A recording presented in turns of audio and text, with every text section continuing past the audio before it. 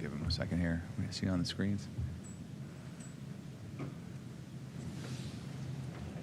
Okay.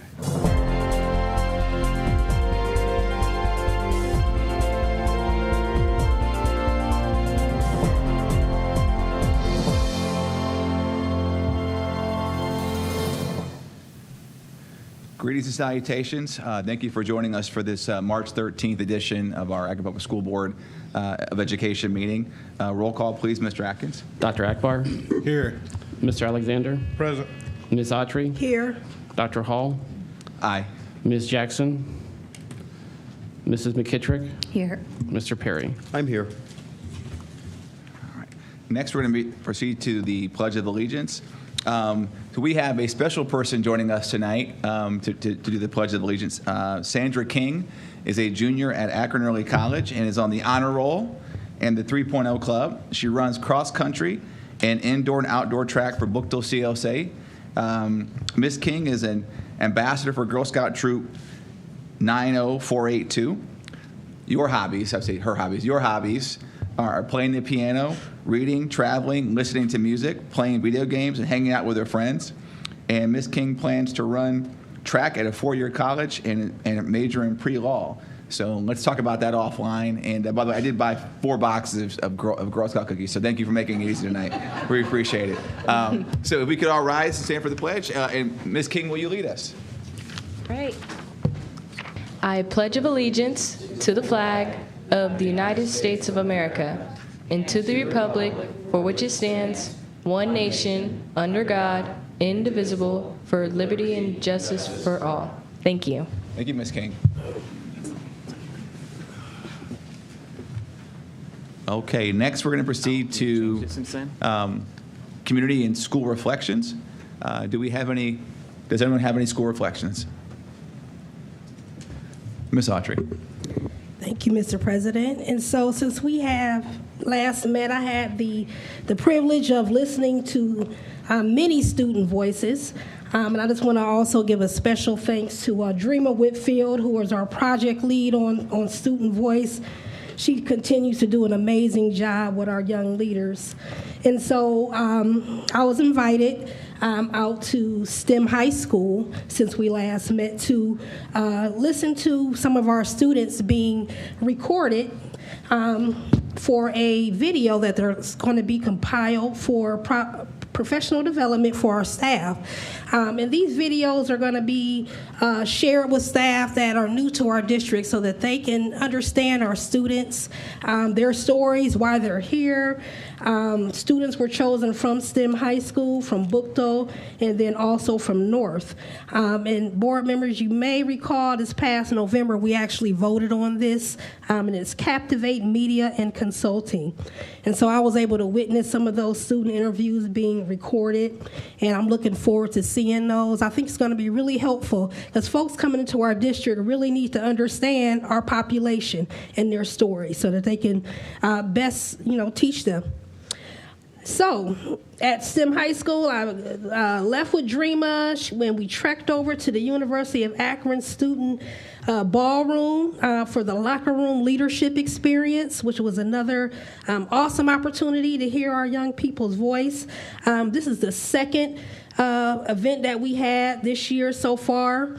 And this is thanks to the steering committee of Love Akron under the executive directorship of Kent Boyd, and then also Dreamer, of course, Mr. Vasilati, Rachel Tecca, Katie Tucker, Devon Carter, and Ethan Humes. And so we had about 20 scholar athletes from East High School attend this. I think it was close to 200 young people, and they gathered. They had breakfast, they had lunch, they had motivational speakers, including peer speakers. So they got to hear from each other, what their challenges are at their buildings. They've set goals to try to address some of these challenges. They reported out on some of these challenges and how they're addressing them. And thanks to the GAR Foundation, because they provided a $10,000 grant so that these young people can address these challenges in their buildings. And some of those things that they're doing is having a dinner between students and new staff in their buildings. Again, relationship building. We keep coming back to that. And then also incentives for good attendance as well. One of the motivational speakers I just wanted to give a shout out to is a Buchtel grad. And this is a young man who actually played professional football for us.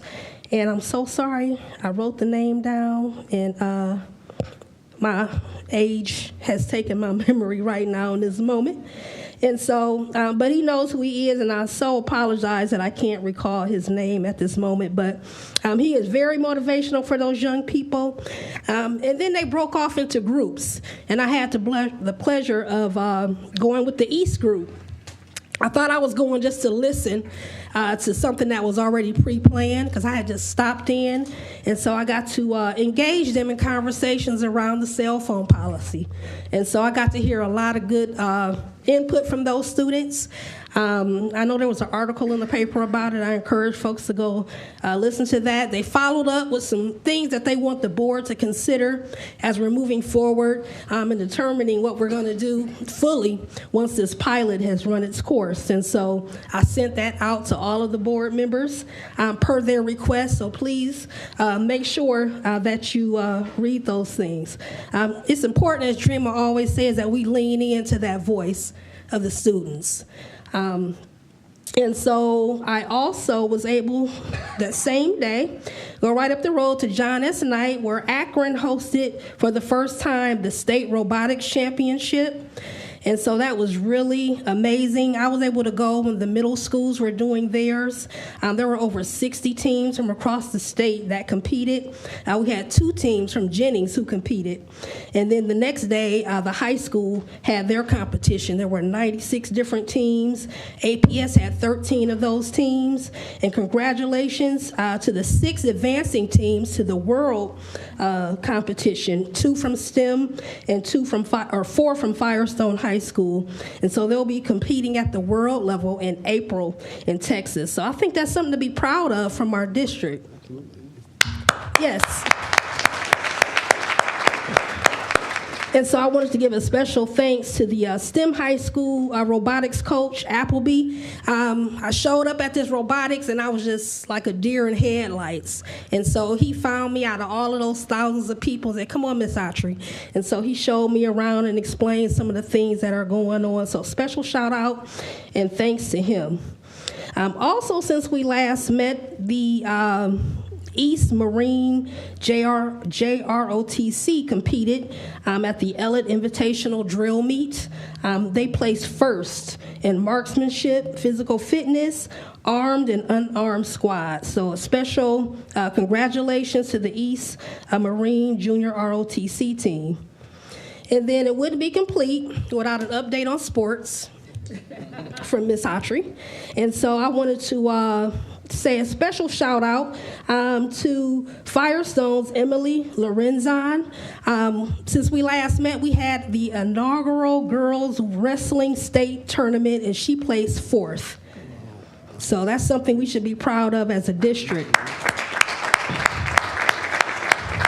And then also, Mr. Bubba Greenlee from Buchtel High School, a 2-time state qualifier in wrestling. Although he didn't win, this is his 2nd time competing, and he had a really amazing match that unfortunately he didn't win, but it went into overtime. So congratulations to him as well.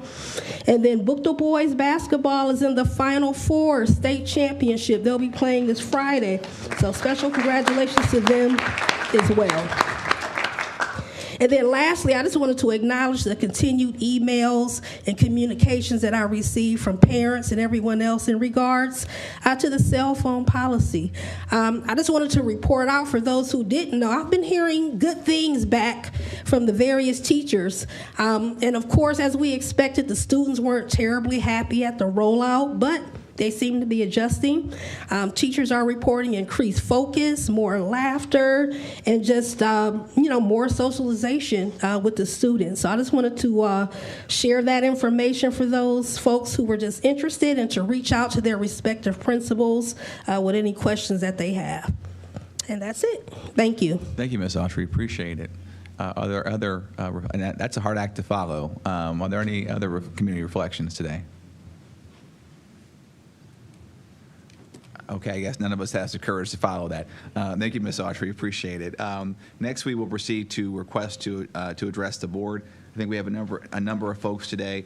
As we always do at the board meetings, let me just read my preamble for this area. Participants will not be permitted to speak on matters related to vendor, business matters, formal complaints, grievances, specific student or student records, personnel matters, and potential or pending legal matters. Please keep your comments to 3 minutes or less. The board will not respond, but will assign through the superintendent the appropriate person for follow-up. Having said that, let's proceed to expeditiously to our list of requests. Number one, we have Kasima Moore.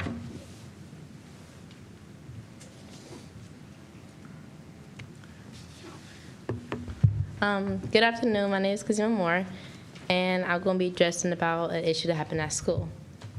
So it was like an issue about a week later, our vice principal came in our classroom and talked to us about the issue. And so whenever it's an issue, I always tell my mom about the issue. And right after that, I told my mom, and the vice principal came to our classroom and had talked to us about it, and then she started saying names.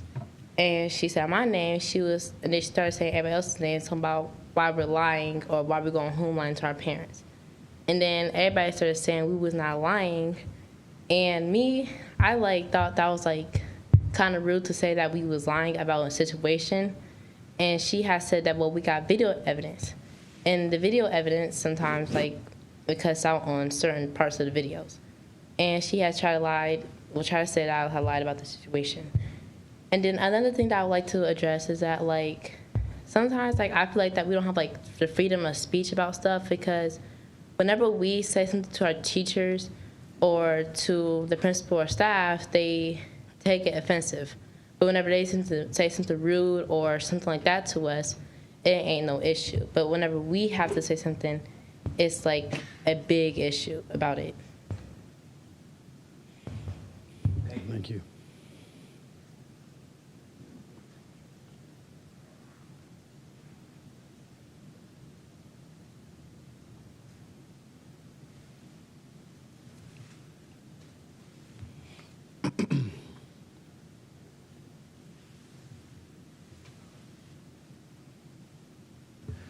Thanks, Kasima. I appreciate it. Next, we have Lillian Barnes.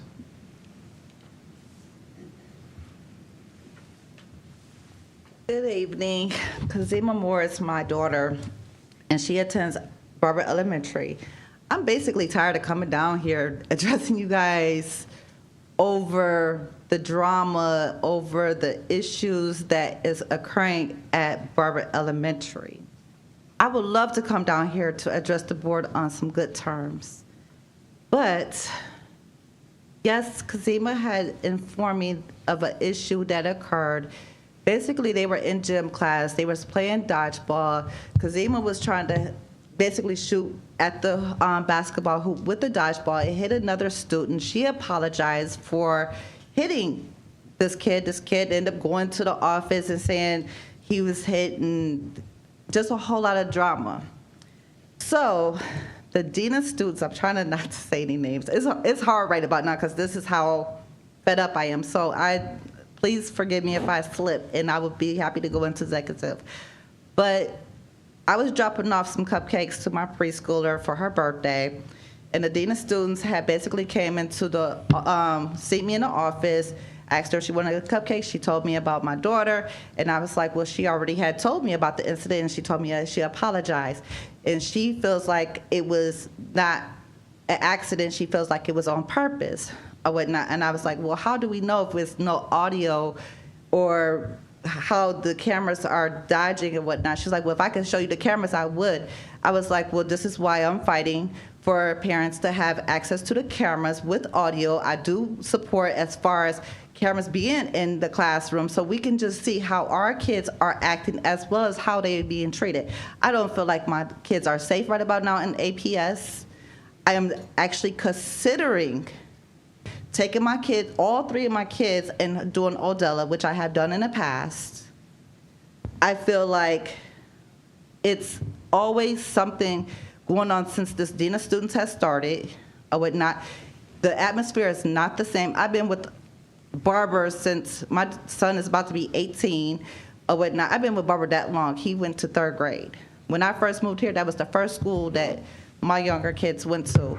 And it's just not the same anymore. I'm just tired. It's like, the kids feel like they're in prison. They don't have no, they're being told to be quiet when they're trying to tell their sides of the story. That is rude or whatnot. I see, she's on a 504 plan, by the way. But the thing is that I'm against now I was first up for it, and I see that you're talking positive about the phone pouches and everything else. Now I'm against it. Because now she cannot have, when she gets into middle school, she won't be able to have access to me to be able to tell me, hey, Mom, this is what's going on. And I see why the kids are walking out when they was protesting. Some kids are doing it for the wrong thing, but right about now, I'm with the kids. They have a voice too. We cannot keep on shattering our kids and telling them that they don't have a voice. They do have a voice. I listen to my kids. I tell them when they right or wrong, but at the end of the day, they have a voice. And if we keep on shutting them down, it's going to be ridiculous or whatnot. Give these kids a voice so that way they can come and express themselves. Thank you, Ms. Barnes. The next request we had to address the board, pardon me, I'm having a hard time reading the handwriting. I think, is it Mike Russell? Okay.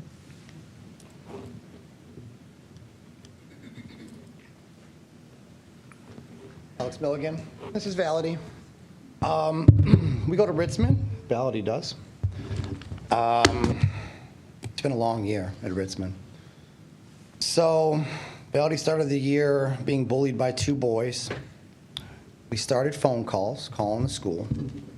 After about 3 or 4 phone calls, we were told to the Akron school bullying paperwork, which we've done twice now. He's still being bullied. Friday, she got off the bus, and the same boy that we have paperwork here on, who's been bullying her left and right, pushed her 5 times, almost into the parking lot, almost got hit by a car.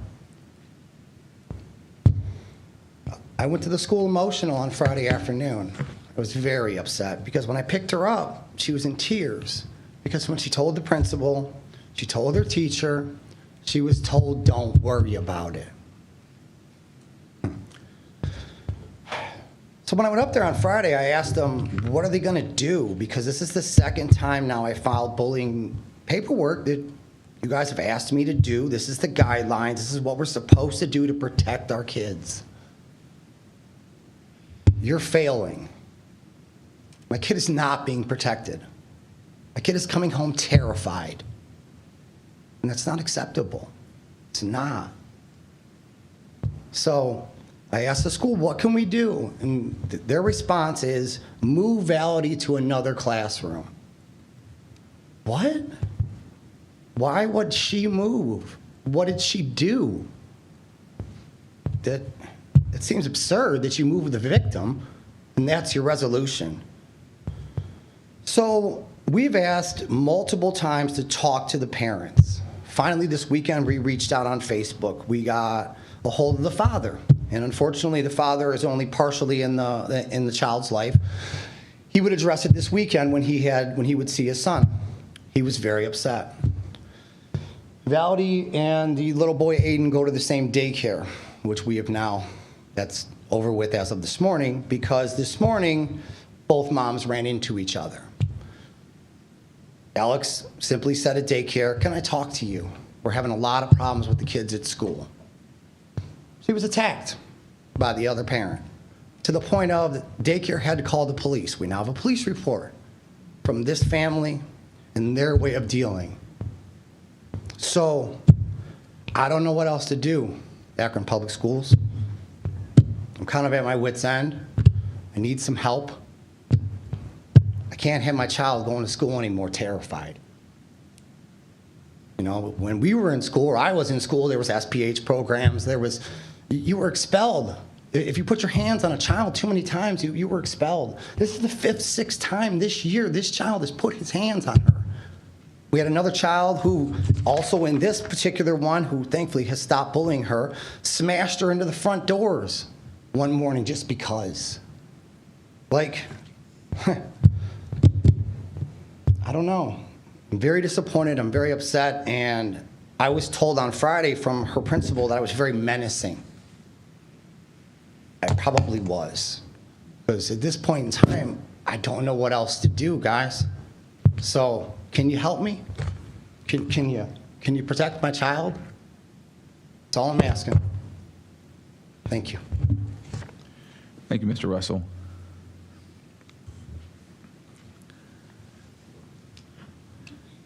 The next request to address the board is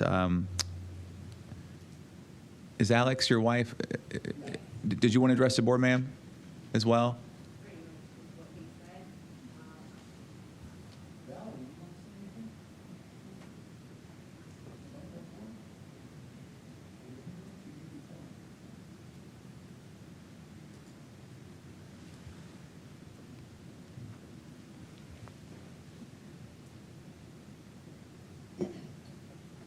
Friday, I got home. I was at work and I got a phone call telling me that my daughter, when she was picked up, when her dad picked her up from school, she was crying, just terrified, because this boy has been picking on her for months. And we've tried and tried. And I don't want her to be, she loves to learn. She loves to help people. She loves to make you smile. And for her to be scared in a learning environment where she should thrive, not okay. I think she wants to say.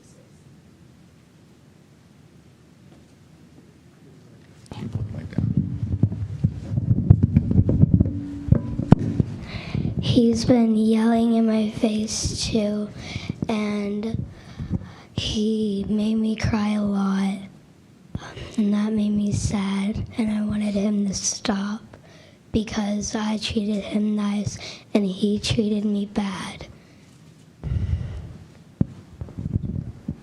Thank you. Thank you, ma'am.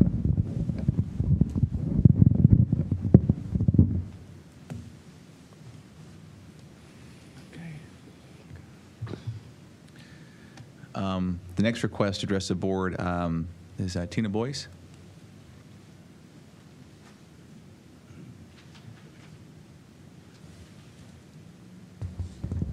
Good evening, board. I'm Tina Boyce, a resident of Kenmore. I speak to you both as an APS parent and an advocate for the community. This weekend, a set of potential options for APS's long-term facilities emerged on Twitter. I must admit I was nervous to look at them. In 2003, Kenmore residents helped to pass a 0.25% tax for the CLC project with the promise of a new Pfeiffer Elementary School and a new Kenmore High School. We had 8 schools at that time. Now we have 4, and we stand to lose one of those. There are buildings in more dire need of repair, they said, so we waited, and we waited. Then the money to rebuild grade schools ran out. Then there was only funding for one more high school, and we know how that turned out. Promises made, promises broken. Our students began leaving APS and Kenmore en masse. None of those decisions were made by individuals in this room, I don't believe. We understand that. However, Akron Public School Board as an institution has a painful history in Kenmore. So we ask for your mutual understanding. Back to the options. 2 of them provide no planned educational use for Kenmore High School. One of them positions the KHS site for redevelopment via the city of Akron. All of them include closing the Pfeiffer Elementary School building. But one, make that 2 of the options, if feasible, could keep our neighborhood's only elementary school north of Kenmore Boulevard functional while complementing our community's revitalization efforts. Options 1 and 1B call for a new K-8 building that includes Pfeiffer and the Miller South and STEM middle schools to be built on the site of the current Kenmore High School property. As a parent and resident, my interest is piqued. A walkable elementary school north of Kenmore Boulevard is something that is valued by young families in our neighborhood who we're trying hard to attract and keep. With the closures of Kenmore High School, we lost many to neighboring suburban school districts. A redeveloped Kenmore High School site could finally activate 3 city blocks in close proximity to the city's largest neighborhood business district, where the spark of our revitalization efforts has begun to flame. The addition of Miller South and STEM Middle School would finally give Kenmore families more quality educational options within our neighborhood, something our open enrollment and Ed Choice families have been begging for years.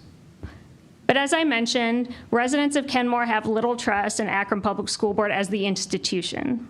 So more must be known. Will the plan require a levy to access other funds? We know a levy would likely not pass in the current conditions. How would the decommissioned Pfeiffer High School building be handled? Via auction like the Smith and Lawndale Elementaries, which were sorely vandalized, or in a more creative and respectful manner, engaging the city and other partners in doing so? What is the risk? What if this doesn't pan out? Does Kenmore not only lose a grade school, but lose Kenmore High School to vandalism? These are the questions residents are asking, and they're good ones. So I would just encourage the board to offer answers sooner than later, because trust in Kenmore comes at a premium, and I would be willing to facilitate that. Thank you. All right, thank you, Ms. Boyce.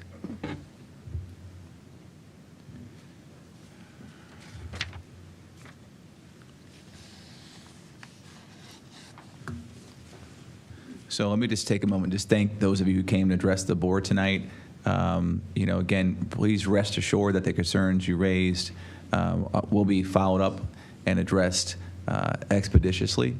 And we hope that you don't have to come back to this board again to present the same issues to us. So again, thank you for the time, and thank you for the courage that it takes to come up and stand in front of us to share hurtful and painful stories, as well as, Ms. Boyce, as you shared as well, kind of the historical disconnect between this institution and the Kenmore community as well. So thank all of you for coming tonight. Next, we're going to proceed to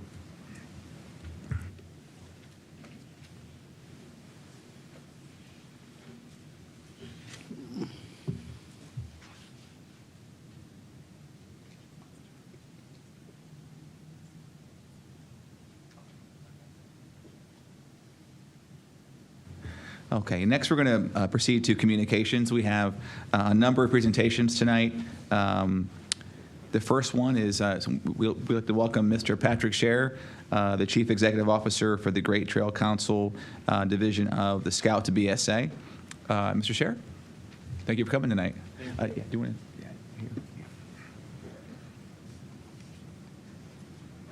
Thank you. Good evening. It's my pleasure to share with the school board tonight our program that we've been working on for a little more than 2 years with Akron Public Schools. It's our middle school exploring clubs. And Mary and I were leadership Akron classmates. And I remember sitting in one of the middle schools, and first of all, you have to understand that in scouting, middle school age kids is our prime demographic. Those 5th, 6th, 7th, and 8th graders are kind of our prime demographic, our Scouts BSA age. So I have a pretty good understanding of putting myself in the seats of that age group, and then learning about the academies and those kind of things, but also understanding that what a 6th, 7th, and 8th grader has to make a decision about what high school to go to for a career academy. How do they go about making decisions? And that's really was how we came up with the program that we're going to present to you and talk about today. So the objectives of our program, I don't need to read the slides to you, is really about connecting professionals in the community with middle school age youth from all varying different career paths, and then having those professionals come to the kids' schools and coming into and where they're comfortable, instead of having them have to go someplace else to get that experience. It's at their schools where they're the most comfortable. They feel as though they can ask questions and participate in the programs. This enables the students to be able to find out about multiple different careers and also be able to participate and make some great vocational choices in the future.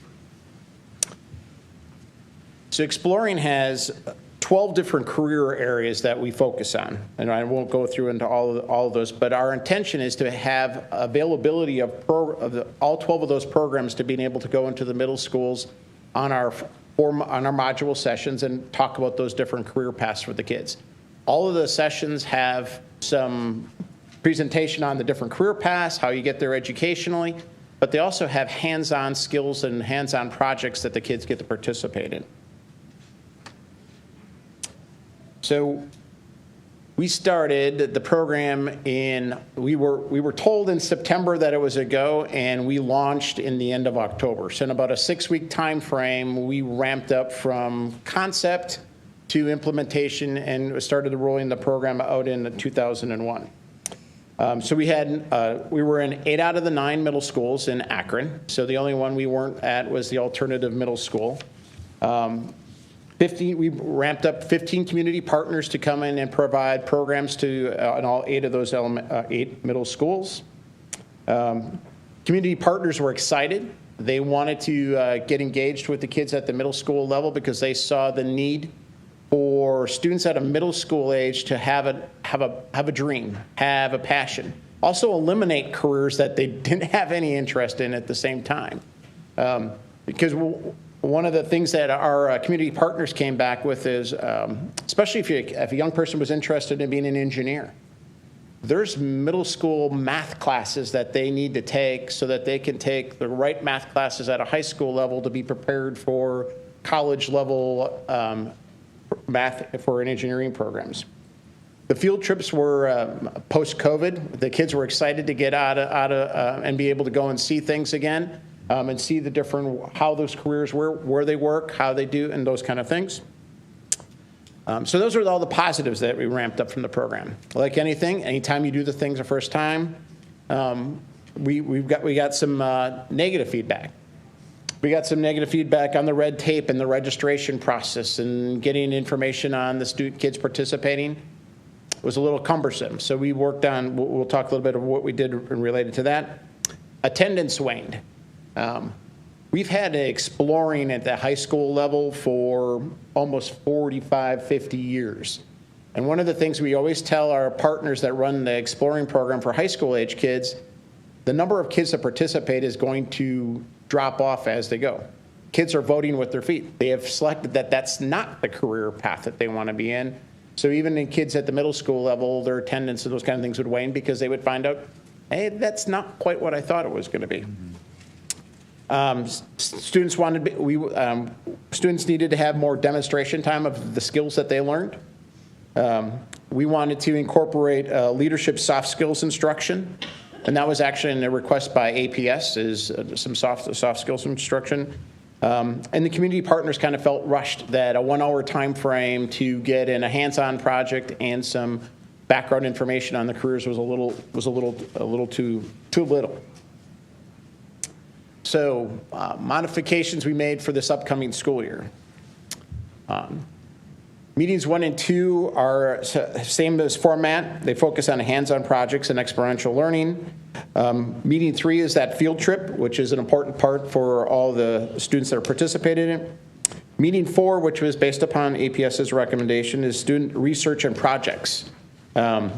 And we'll come back to that was a great idea and concept, and the kids have told us in their voices, and using that term earlier, that they don't want more homework after school.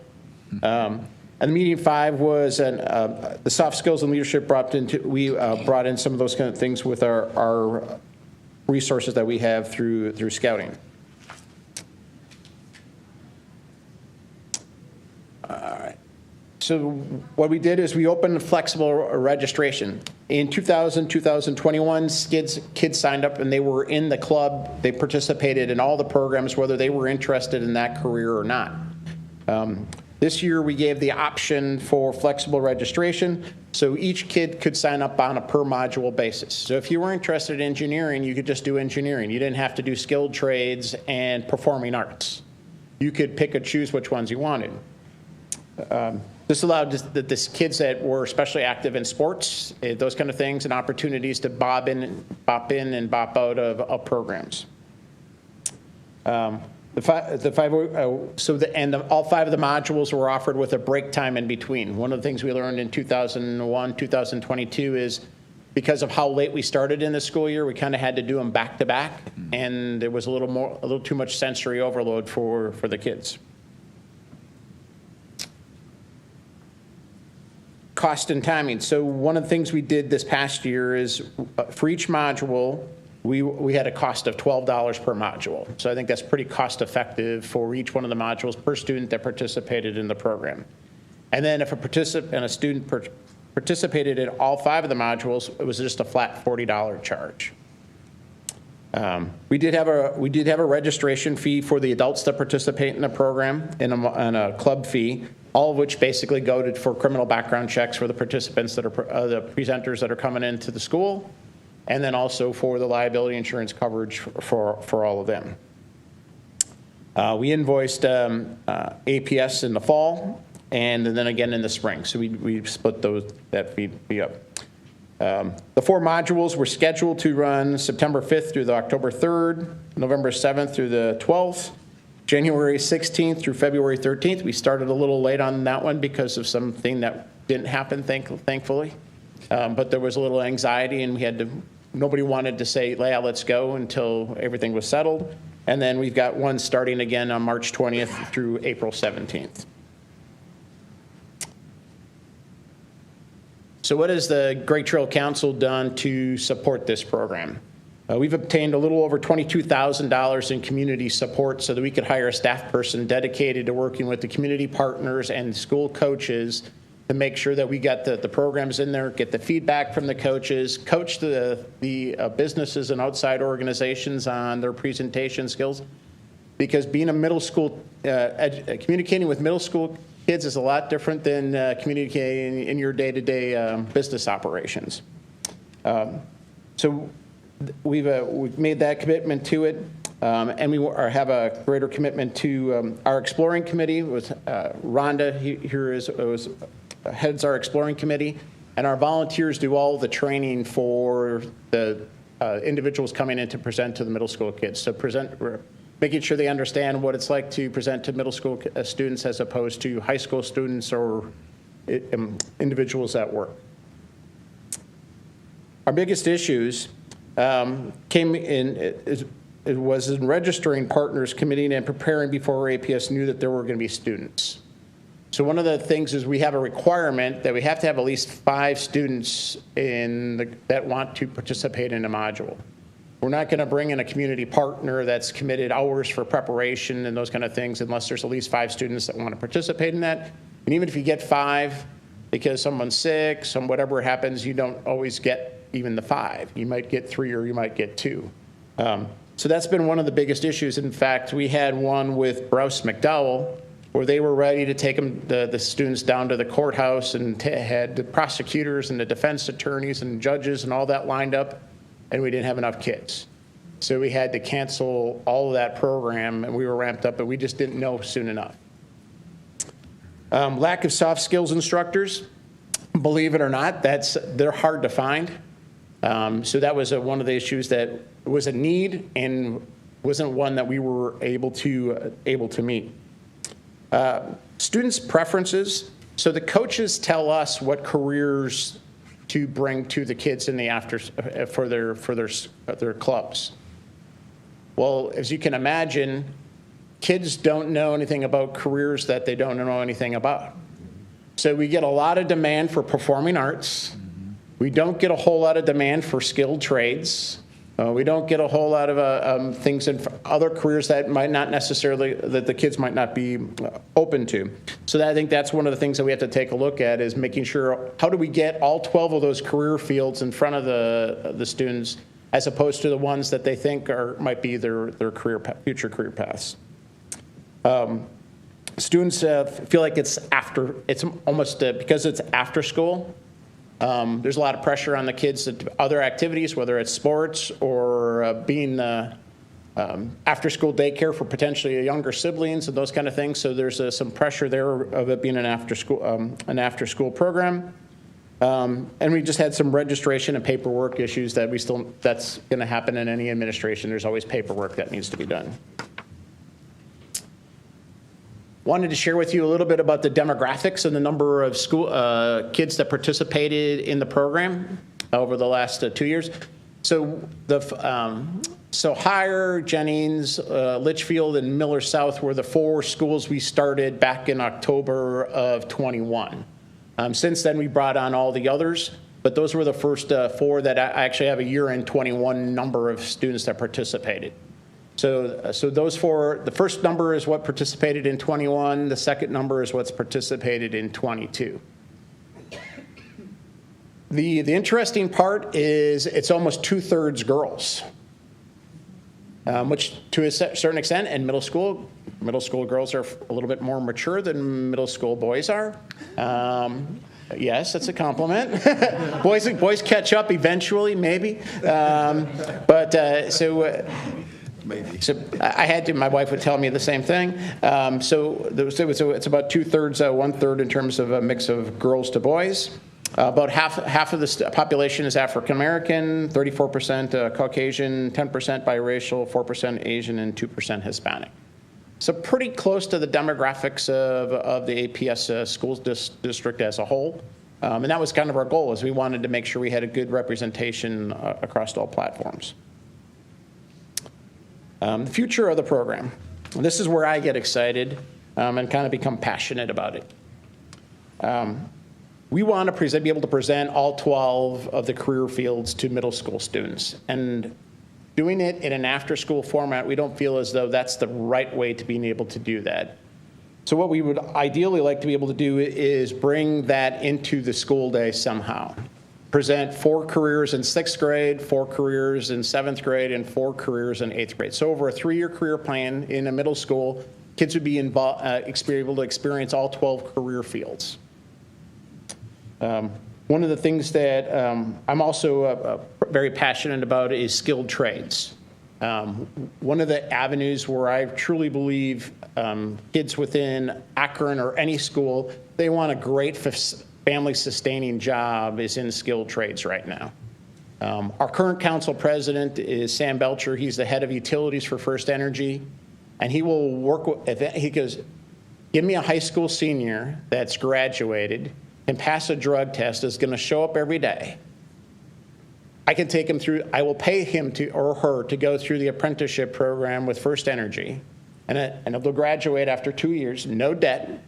And as a lineman or line person, they could be making up to $100,000 a year.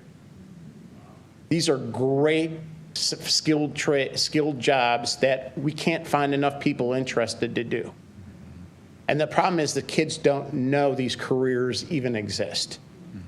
My favorite saying, and it says it on the slide, is they have to see it to be it. How do we get these career fields in front of them so that they can see it, so that they feel comfortable to become it in the future? Bring up Rhonda Williams, who's our exploring chairperson, and Olivia Pallone, who's my staff person that runs these programs, because I know you guys are going to have questions, and I hope you have questions and want to fire them at us. In addressing that skilled trades, the Great Trail Council is in the earliest stages right now at developing a middle school trades education center at our camp property at Camp Manitowoc. We've identified that there's 60,000 middle school age kids within an hour's drive of that camp property. We want to give middle school age kids a hands-on opportunity in the trades, to learn basic welding, to learn basic carpentry, how to wire a switch, all those kind of things that I learned when I was in middle school, because I'm an old guy. And we had shop class in middle school. Yeah. And we learned how to do some of those basic kind of things. And the kids don't have that opportunity to do that anymore in a middle school environment. So we're excited about being able to bring that to, as part of the Skilled Trades Education Center, and as part of this program is that we would then have a facility to take the kids to where they can do some of those kind of hands-on activities. But this time, we'll open it up to the board for any questions that you have on our program. Ms. Autry? Thank you for your presentation. I really appreciate it. And I don't know if you can answer this or one of our senior staff. Is this part of our Akron After School program, or is it presented separately? Is this a separate, distinct from Akron After School?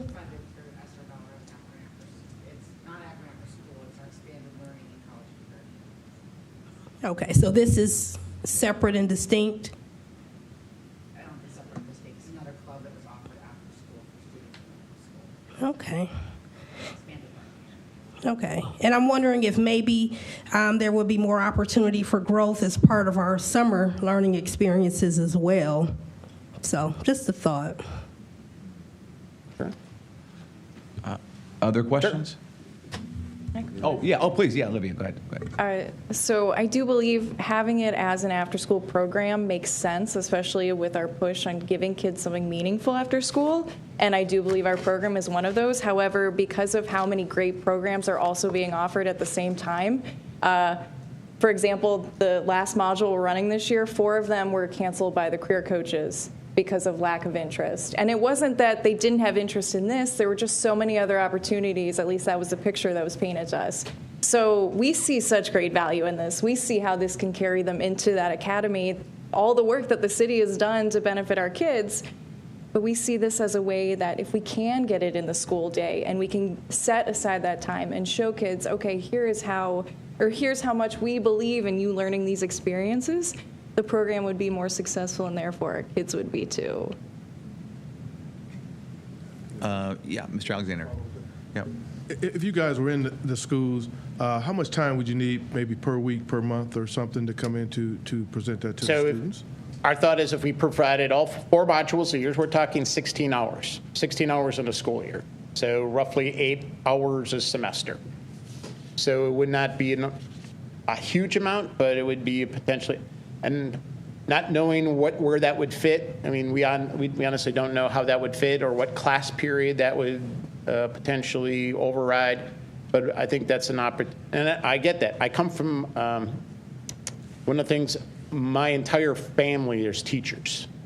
I was the first college graduate that didn't have an education degree, and that was because I did my middle school learning as a sophomore, and I said, this is not for me.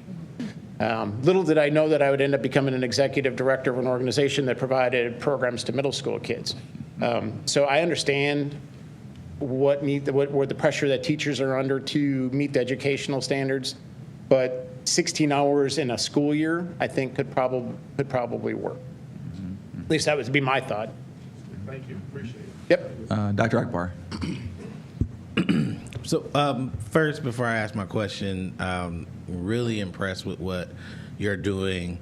My question really is thinking about how we can make it work. And I don't know the answer to it, so go on this journey with me, and then you can extinguish my flame later. But I'm wondering if, there's 16 hours in this program, and we're doing more with college and career academies in our middle schools. Is there a way to begin tracking our students and pathways for the SEALs that they can earn to graduate from high school? So they're starting to collect some of those hours in middle school that could help that pathway. I don't know if that's possible, but to me, I could see a direct link towards what you're offering and what our graduation requirements are and what we're trying to do with college and career academies in the middle school. I don't know if that's possible, but in a world where we can dream, that's kind of the thought that I'm having, and I don't know who can answer that. Maybe Marcy. We got an answer, maybe. They can't start accruing hours until between 8th and 9th grade. So as they become rising 9th graders, They have to officially be a high school student for the hours. It's a good idea, But though. there's opportunities in middle school. We have middle school career Yeah. So that actually leads to my last question, which would be for you. After hearing such great what you're doing, I don't know if I did hear this. Is there a certification or something that they can get after they complete the 16 hours that at least provides some incentive that would allow them to use that for other positions that they might want to go towards in another industry or something like that? So this is not a certification program, right? It would go towards different ones of the SEALs, okay? And I think as we've talked about the pathway program, so Rhonda Williams, formerly with Goodyear, 35 years there, and highly involved in the education and STEM education, ran the Goodyear STEM Council. So just to kind of give you a little background besides exploring broader interest in overall tracking of students into employable situations, I'll call it. So they can develop an interest in a career in this middle school area. So there's 12 career fields. You give them broad exposure into various fields. And the dream would be that that gives them better decision information as they go into their high school pathways. And now in 9th grade, okay, I could give them a pathway, and I can give them an exploring program that's more tailored to their pathway with still multiple employers in that area. So it's not just the Goodyear engineering program, but it's a broader science, technology, engineering exposure. That pathway is there. And then there are after-school programs. So the Goodyear engineering program, that qualifies as internship hours, right? That's a pref hire to Goodyear. There are scholarships, there's mentorships, and there's preferential interviews straight into that company. Same thing for Akron Fire and Akron Police pref hire their Explorer cadets. So there are pathways direct. So when you talk about a certificate, they don't get a credential necessarily, but they do get experience that is highly valued by the community partners that are supporting the program. Can I say more? I think that is one of the tangibles. It would be great to be able to show kids here's your path. For me, two of the most important pieces, and they're a little bit more long-term, would be one, every opportunity, whether it's middle school interaction or high school interaction, is a job interview. And they're making themselves more comfortable with people in that potential career field. Yeah. And I think second is we're a city that we value what we do here. We're valuing all the time we're investing in it, and we need to show kids what their purpose is here, that they're needed here, that we want them here, that they have a place here. And by connecting them early on with an employer, I think that kind of helps to start that feeling of belonging. Okay. So this is my final comment. First, thank you very much for that. My thought is, I used to be a middle school teacher, so I have a special place for middle school in my heart. And one of the things that I was thinking about, not a certificate that would be like a seal or something that you could take to some industry, but some type of something that they can use. Everyone wants some type of just a certificate of completion or something. They do like receive that. one. Yeah, that's what I was asking. Okay. Yeah, they do get a certificate of completion when they complete the program, right? Yep. Yeah, okay, they have perfect. to have 70% attendance. Okay, that's perfect. And so that was part of what I was wondering, because people want to be able to use that even on their resumes or what have you to help them get another job. So I'm thinking about when they transition to high school and they might want to work at McDonald's or some other place, to have this type of training and a certificate saying that they've completed that type of training with all of those skills that you just talked about could lend them well for what they're trying to just do to help support their family. So thank you. Mr. Perry? Sure, thank you. So 2 questions and a comment. I guess the comment first. I just want to say, personally, as a member of the Boy Scouts, board for the last few years, I know you do a great job with them, Patrick. So good job what you do with them for sure. My questions are these, though. One of the slides showed the demographics of participants between the years 21 and 22. And some of the numbers were pretty much, they were very, very different from year to year. Do we know why that was? I think some of it was part of it is we did, in 21, the kids signed up for all of the sessions. So if you were interested in one of the 4, you signed up for the group.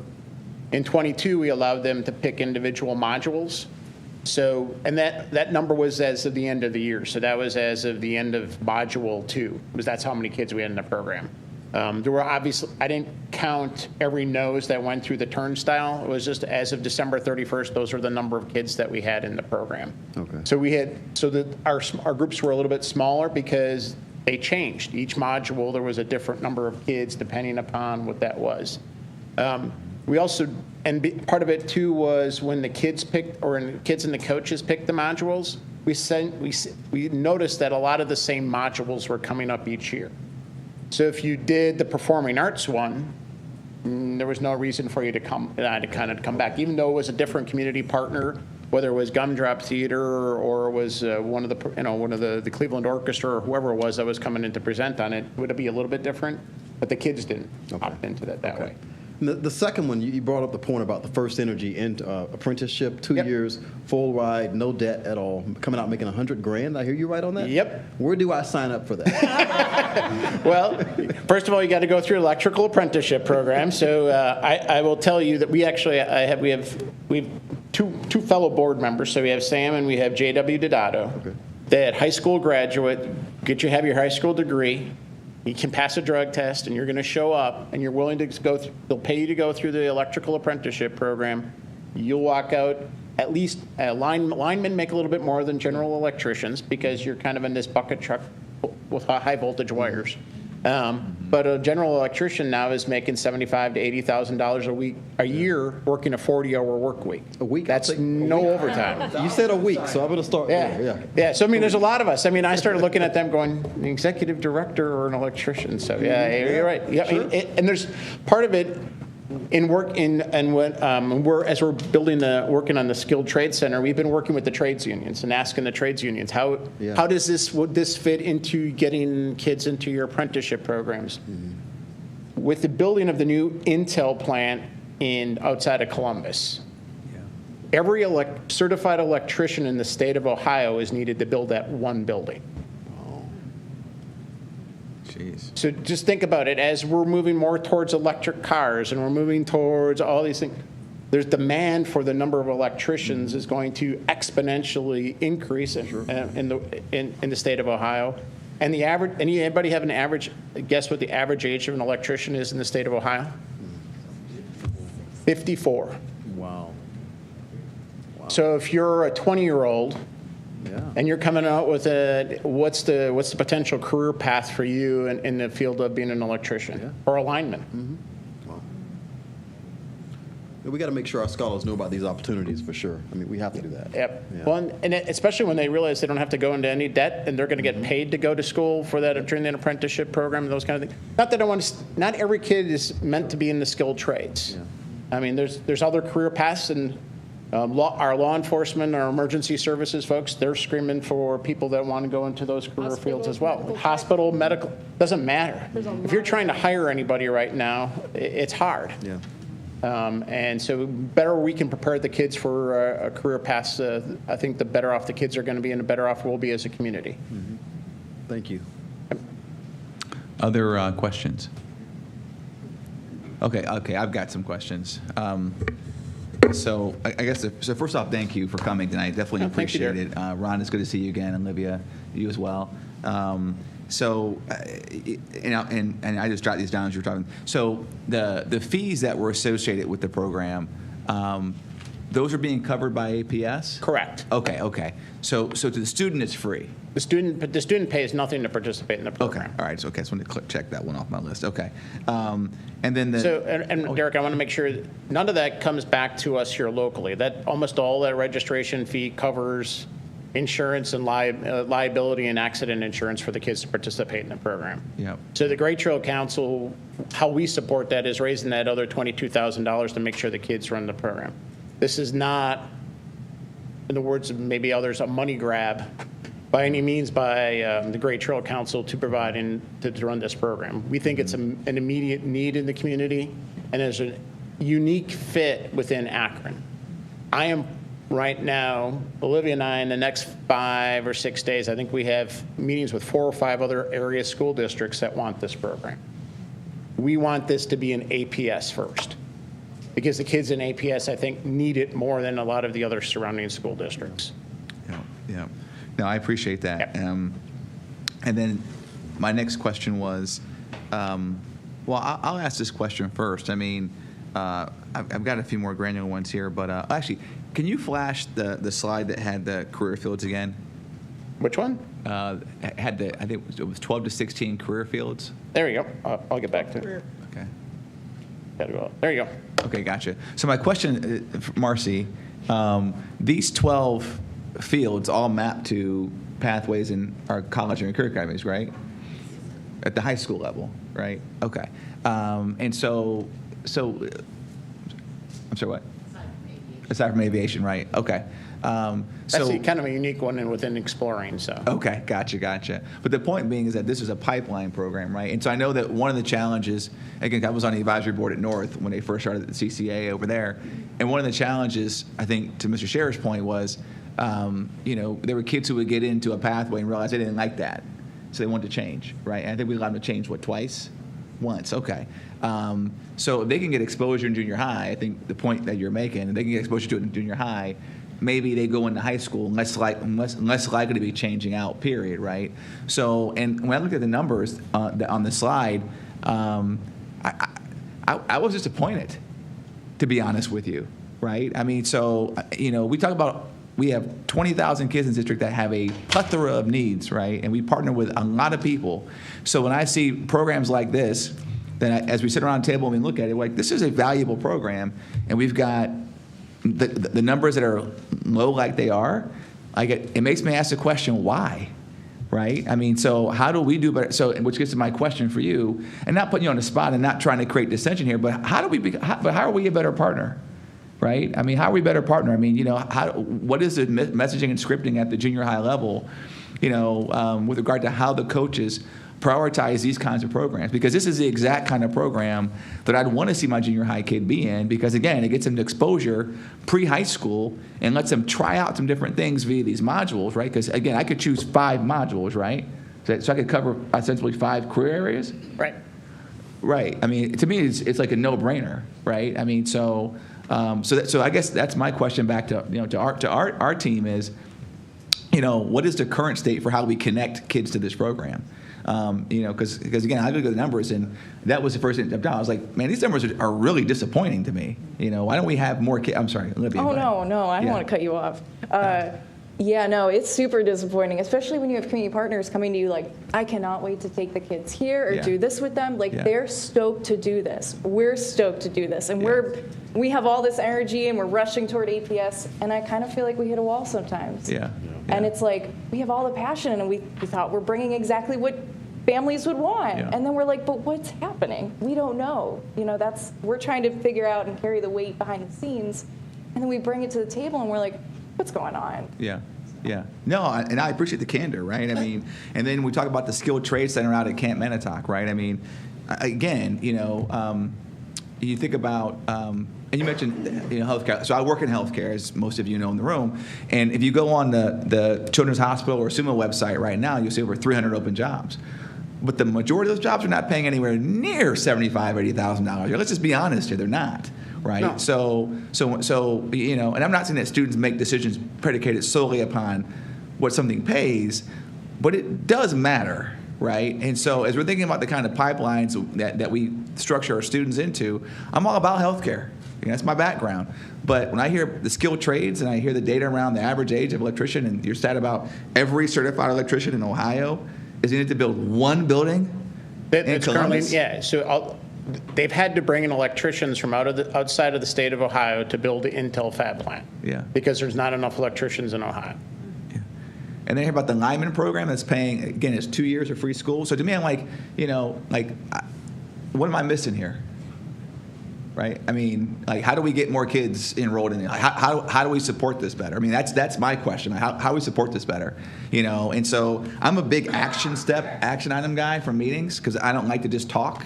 So for me, I think the challenge here is, let's come back in a month or two and let's have another conversation like this where we talk about, hey, this is what we're doing to get kids in these pathways, and here's how the numbers have changed since in the last month or two, because we have another module coming, what, March? We have another module starting April? Oh, it's ending. It's ending this week, and the next one starts. Oh, the last one is ending right now, so we don't have any more modules for the end of this Okay, week. all right. So I think part of it was with the threat of the strikes, the whole schedule kind of got the fourth module got punted. So okay, so I stand by what I said though. So in another month or two, let's come back and figure out. I mean, let's do like the postmortem on this, like Miss Ebright, Miss Culver, what is it? Both of you that would be involved in that? Okay, gotcha. So, I mean, let's do the postmortem. What were the challenges with getting kids connected, right? I mean, I get that our career coaches have a lot that they're balancing too, right, and how they slot kids in the program. But I sit through something like this is a no-brainer to me, Anyways, that's my action step. Is in a month or two, let's come back and have this same conversation again. We're open to if we need to do something differently or an approach, and we certainly know that bringing in a number of outside groups, everybody's presentations are not equal. So and we know that we got to work with some of our groups to up their game on their presentation skills and in their hands-on prep. We know that that's an issue. We'd love to be serving thousands of kids in this program. We should have that many. Yeah, that's right. Now because we keep talking about how our kids have all these needs. And we have people that are coming to the table, like the Bross McDowell example is like, okay, I can't find 5 kids. Right. I can't find 5? We have 20,000. I can't find 5 kids. I mean, so again, and to that point, to your point, if there are things that we need them to do differently, to retool or message better, then let's have that conversation too. But when I hear them somewhere there's a disconnect, and in any relationship, it's a 50-50 relationship. So. Yeah. Ms. Autry. Yeah, I just wanted to also make the comment, and this is not meant to be critical of your program at all, but we have to keep in mind what our population looks like, what our students are going through. And for those of you who have college degrees, you understand Maslow's hierarchy of needs, right? And a lot of our students, and you touched upon it, they have obligations that they have to meet at home for various reasons. And I don't know, some of us might not be able to relate to that, but that's just truth. I don't think one of our challenges in APS are resources, because I think we're resource rich. We have lots and lots of programs. As a volunteer, I can attest to being involved with something and you can plan it out perfectly. It can look wonderful wrapped up in a bow, but students don't come for various reasons. So we have to make sure, we understand what those reasons are, because I know that that's a barrier for a lot of our young people. Yeah. And so you talked about the soft skills as well, and having a challenge to find folks to teach that to our students. But I think there's something there that we need to look deeply into as well. But just keeping that in mind, who our students are. Yeah. So we have a lot to offer, but are we meeting those basic needs? Unless their basic needs are being met, we can offer them all the resources in the world. So let's keep that in mind as well. Yeah. Yeah, and that was part of the discussion. So we, after school busing provided, snacks provided, still is a time commitment, but trying to remove some of those barriers to entry and doing it at the school so there's a trusted person there, their coach in their environment. Right, and that reminds me of my penultimate question here, which was the hour thing, right? The 12 to 16 hours, right? I mean, again, I'm not in the operational weeds on this, not my job, right?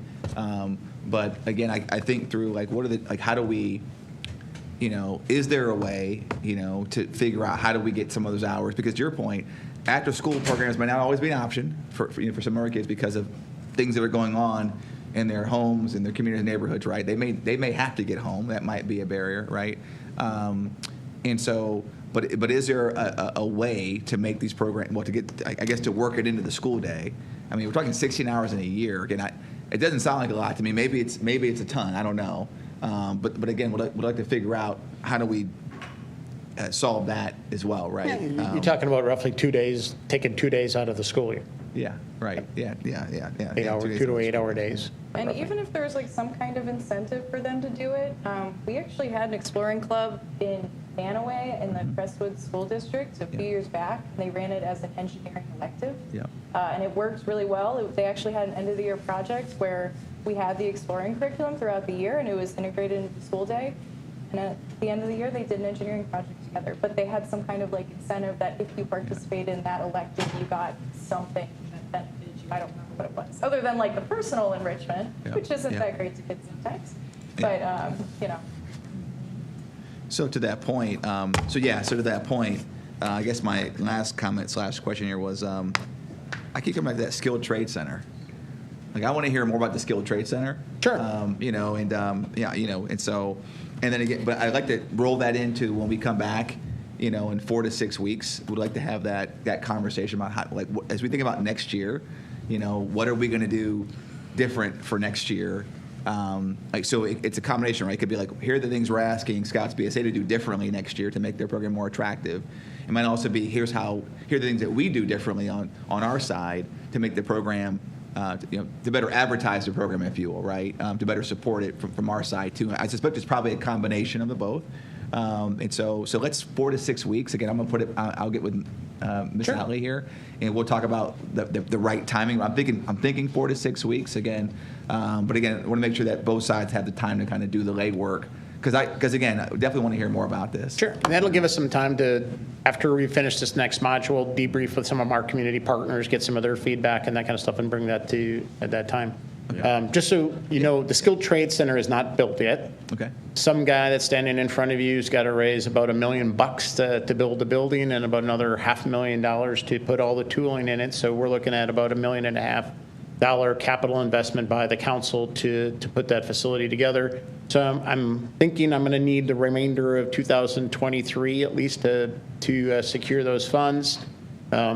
Probably put shovels in the ground in the fall of 24 with an idea that we'd be ready for the 25-26 school year with that facility. Okay.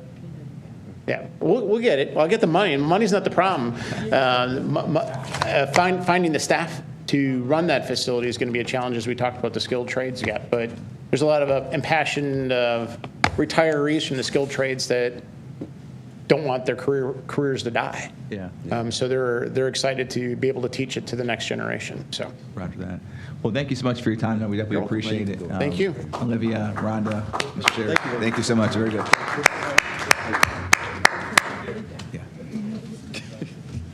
Thank you, Patrick. Is this the scholar? You were just trying to send a message. Let's do that. Yeah. No. Let's do the students first.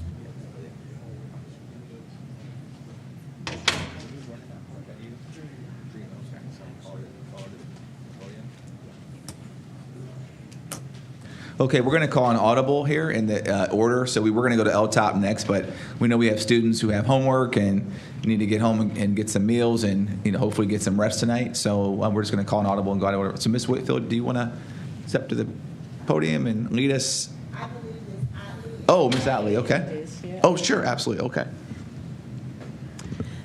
So we have Scholar Voice looking at our logo reveal this evening. Firestone Seniors, Kanaya Edwards, Marquise Hudgens, and Jesse Wamsley are in the Design Academy. They are also here with their principal. These creative scholars worked with .org Solutions to create a Scholar Voice logo for the APS family. The 3 scholars met with .org Solutions for approximately 4 months and worked with 2 graphic artists. They provided creative input and feedback and completed homework assignments to help the graphic artists design a timeless logo that represents all APS scholars. The logo will be prominent on the new Scholar Voice landing page, printed materials, t-shirts, buttons, hats, magnets, and anywhere else you can imagine. The logo is a visual representation that our scholars are seen, heard, and valued. Scholars Kanaya, Marcus, and Jesse, along with Amy Wong from .org Solutions, are here this evening to reveal the logo and to tell us more about their experience. Please come forth.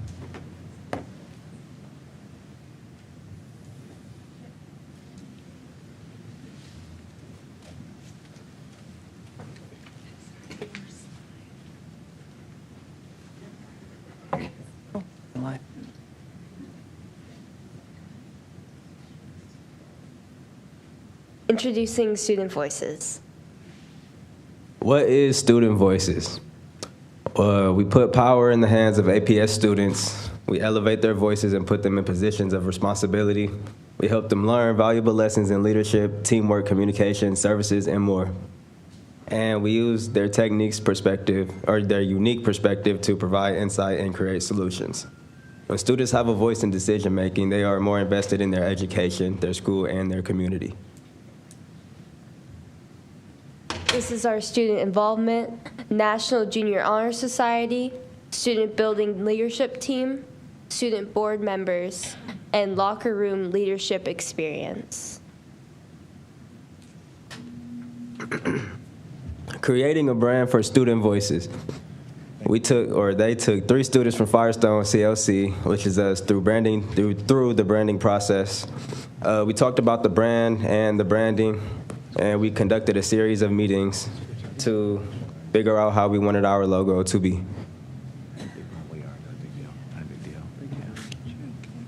The big reveal. Student Voices.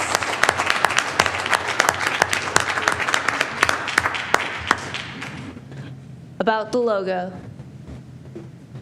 The color palette and the look complements the current APS logo, which y'all can see right here, the little triangle. If y'all seen the APS logo before, which I'm pretty sure all of you have. The bold font represents the strength in the students and their voices, and the sans serif font was picked for its cleanness and adaptability and longevity. The icon replacing the O in the voices represents a volume dial turned all the way up. The 15 bars representing the 15 student members of the building leadership teams. The arrow in the middle signifies the placement of the volume at its loudest and points up for positivity. This arrow was created using the APS logo to unify all the schools together under one icon. The color gradient represents diversity of the students in their backgrounds, but still unified under one symbol. And the color starts at a cool blue that intensifies to a hot red to show the volume of the voice. This is our rack card. As you can see here, where it shows the rainbow, it signifies both diversity, but also, as you can see inside of it, it's the Akron buildings. Yeah. And this is our web page, I believe. Control, and then just hit. Control Enter? Yeah, I think that should work. Nope. Maybe not. Okay, it's on here. Let me see. Okay, I'll let you do it. Yeah, so we're gonna hit. So we're just gonna. Let's see. We'll get there. There we go. So. Here, that's okay. Go ahead. We just. So this is a landing page that was created to be available to the public. The landing page, for some reason on here, is showing up with a black background. It actually should be a white background, but thank you. That's what it's supposed to look like. So this was actually to also mimic the rack card, so a lot of the copy is the same, but it's meant to actually be a place where Student Voices can showcase its work. You can see that the logo is also here. These bars also represent the amplification. That was one thing the students talked about pretty significantly through the whole process. And actually everything you see in the logo is what the students came up with. So we asked them about what their voice was, what it meant to them, what they wanted to represent. And especially these young students, being seniors, they wanted to leave something behind that was going to be valuable to the classes below them. So they know that this is something that they wanted to build that was going to be strong and it was going to continue. Also on this page is a place where different student voice activities can be showcased. There'll be a lot of photos, and we'll continue to build this page out over time as more work is being done. And also at the bottom, we'll also have a space here for community involvement as well, because a lot of the student voice activities involve people outside in the community. So these are areas where they can volunteer, and then they can submit a form specifically on this page where they can volunteer if they'd like to. So these students were amazing. As they said in the beginning of the presentation, we treated them like we would have treated any client. We took them through exactly the same process. We did the same amount of explanation. But they really brought a lot to the table, and they came prepared to every single meeting.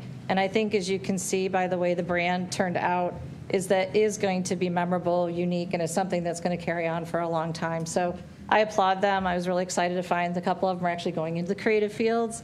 I think they're going to do very well, and they were just a joy to work with. So I'll let you guys go. Thank you. Thank you. So yeah, essentially the process was essentially the same as any other client, which was really a joy to experience. I mean, I've never experienced anything like that. It was a really nice opportunity. I'm really glad to be a part of something bigger, of something greater, and contribute to the other students that will continue to go through school, as well as the general community. So I really appreciate being a part of that. I liked every step of it, working with multiple minds to make one, which is, I think that's the goal for every project for people that, but I'm excited to present it to the whole Akron APS schools. I hope everybody has their logo in the class and stuff.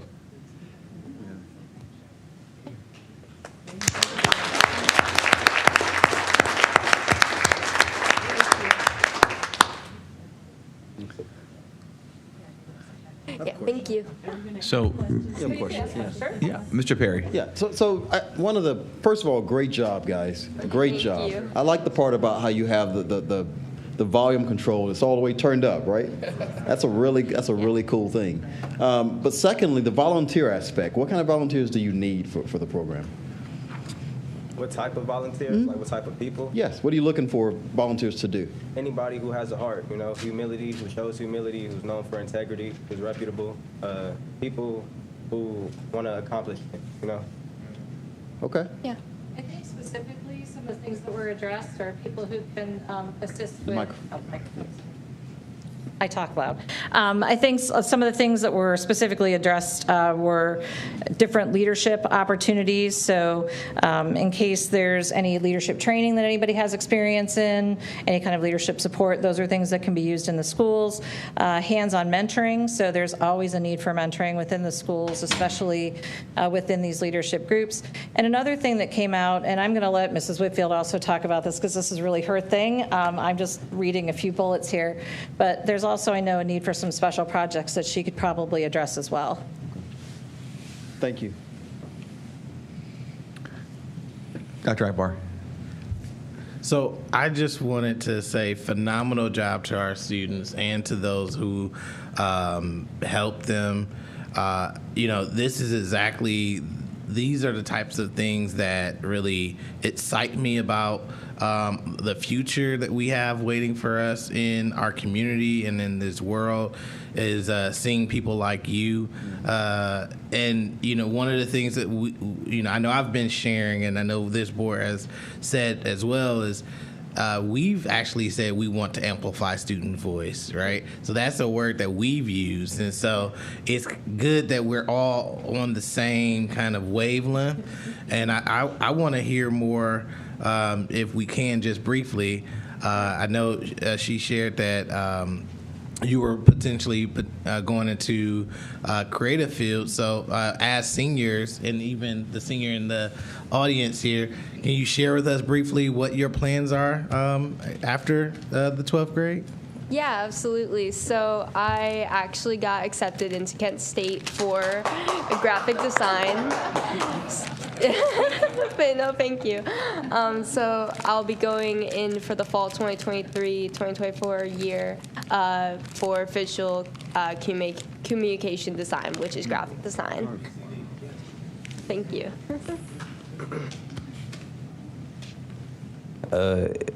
If I'm wrong, could somebody mistake? If I'm wrong, can somebody correct me? You need a trade school to say I want to own a franchise of a company. Do you need a trade school to get the knowledge behind that before you start owning something like that? For entrepreneurship? No, if I wanted to own a McDonald's right down the street or something, not the company but the franchise. Do I need schooling behind that, or just money? You need money. That's it. Yeah. I mean, it's. Yeah. Just the cash, yeah.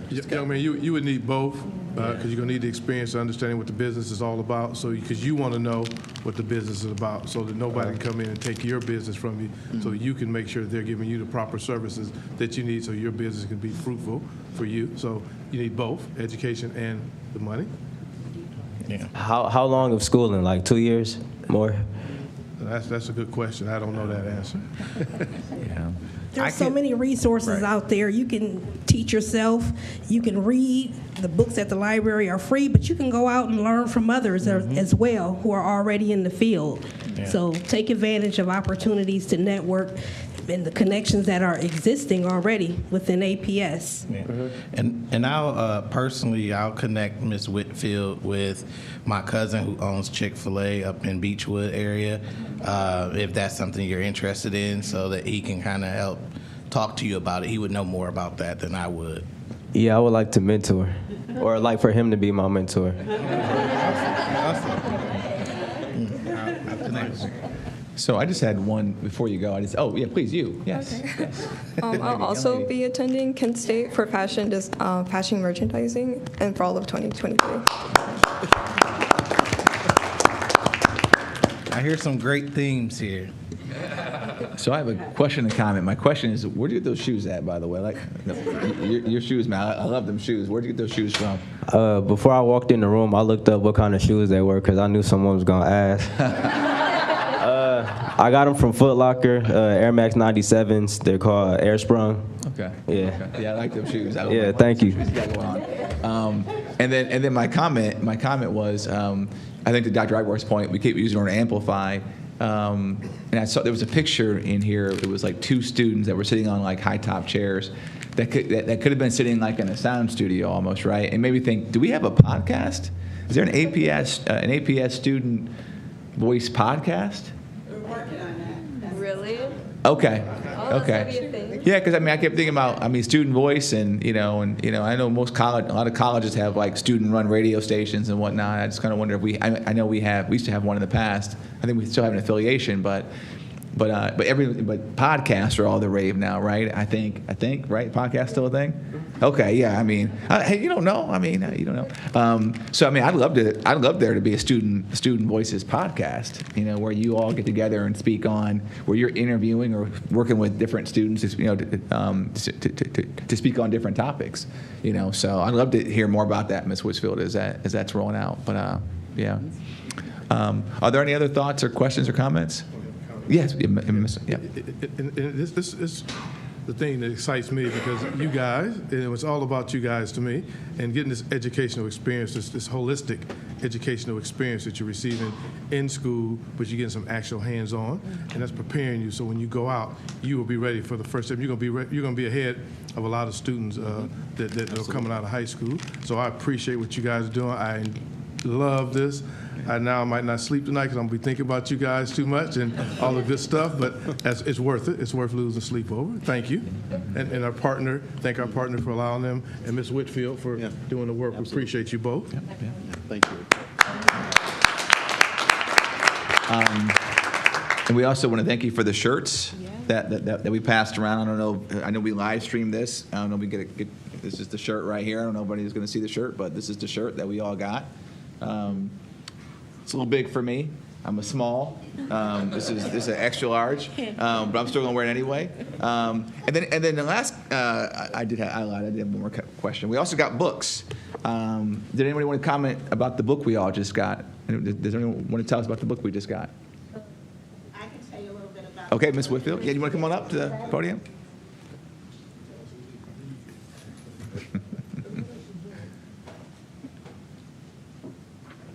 So a lot of times in districts, we use a lot of qualitative data and quantitative data, rather. And so that book is basically about quantitative data, just students' experiences and how you can use their experiences as a data piece.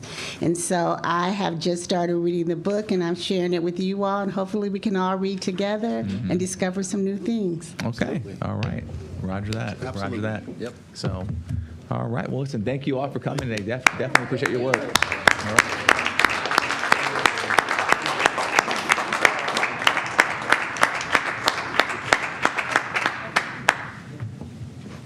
Okay. All right. Next, we're going to proceed to. Is Dr. Thompson here? Oh, okay. Yes, we're going to proceed to the LTOP report. What a great program. I think your question was very interesting about podcasts, and perhaps you might want to check your MySpace page and update that and find out what's going on now. I don't know. But I also object to the switching of the order of this, because I should have gone before them, not after them, and that's totally not fair. I object, so I want that on the record as well. But I'm going to try to go through this and explain. There's a lot of data here. There's a lot of information, and I know it's an awful lot to digest, but I think it's all important in the decision-making process. So for the board, they've seen this before. It is our operational blueprint for excellence. I think it's also important for us to just review quickly some of our building capacity and where we're at so that we can understand some of the decisions that will be required. So for our elementary schools, these are based on 21-22 enrollment numbers. We have 8,880 elementary students with nearly 13,000 seats available, so leaving us just over 4,000 seats in our elementary schools right now, with an average of 350 elementary students per building. That puts us at about 12, technically, elementary schools, in theory, you could close. This gives you a snapshot of our middle schools. Our enrollment to the left, current enrollment to the left, capacity to the right, number of seats that are currently being occupied versus seats available, and that gives us 1,637 seats available, which is approximately the equivalent of 3 current middle schools. And in our high schools, the same the same pattern continues, with over 2,351 seats available across all of our high schools. And so also I think it's equally important, if not more important, to also look at what is our financial situation. So briefly, what you're seeing here is our current 5-year forecast sent in November, filed to the state of Ohio with approximately just over $22 million in cash reserves. It's important to note the red above in deficit spending, and you can tell from this slide, even with this current assumptions, would show a negative number in 2028. But when you add in all the things that we know are not assumptions, like our negotiated agreement, projected health care increases, this shows us a plan of ESSER money of $20 million, and some of the other critical needs in our district, like buses, textbooks, and then the Fair Funding Act is also calculated in. Reminder, ESSER funds must be spent by September of 2024, which puts some limitations on how they can be used. This is the length of our current negotiated agreement, and you can see a projected 5-year forecast is now at about $44 million deficit. So we had an LTOP, a long-term operational plan task force put in place, consisted of both internal and external members. The task force, the internal task force has been meeting for over 18 months. Hundreds of meetings have gone into looking at what our various options are. We had 6 community meetings, and they range from October to February. They were, at times, not as well attended as we had hoped. And we came up with, really, there are 4 options: option 1, option 1B, option 2, and option 3. So option 1 consists of closing some of our legacy buildings, and they consist of closing Firestone Park Elementary, relocating Pfeiffer Elementary School, relocating Miller South, the program at Miller South, which is our performing arts program, and closure of the OP building and relocating those programs. It calls for construction of a new North High School, grades 9 through 12. It would require redistricting a portion of the North Cluster because a new high school does not address our overcrowding issues across that entire cluster. Move all of our East 6th graders to ECLC to be consistent with our other schools. The new construction would be a new Kenmore, grades K through 8. It would relocate the performing arts program, relocate the STEM middle school. STEM high school would take the current location of STEM middle, National Inventors Hall of Fame, so that we could keep our high schoolers located near the University of Akron, and relocate Pfeiffer Elementary to Kenmore in grades K through 8. We would open new preschool programs in CLC buildings where a space is available. And we would also construct a new athletic complex on the former Kent campus. This would include a projected turf football, soccer stadium, baseball field, softball field, a practice field, a locker room, and some outdoor restrooms. This would hopefully be in collaboration with the city.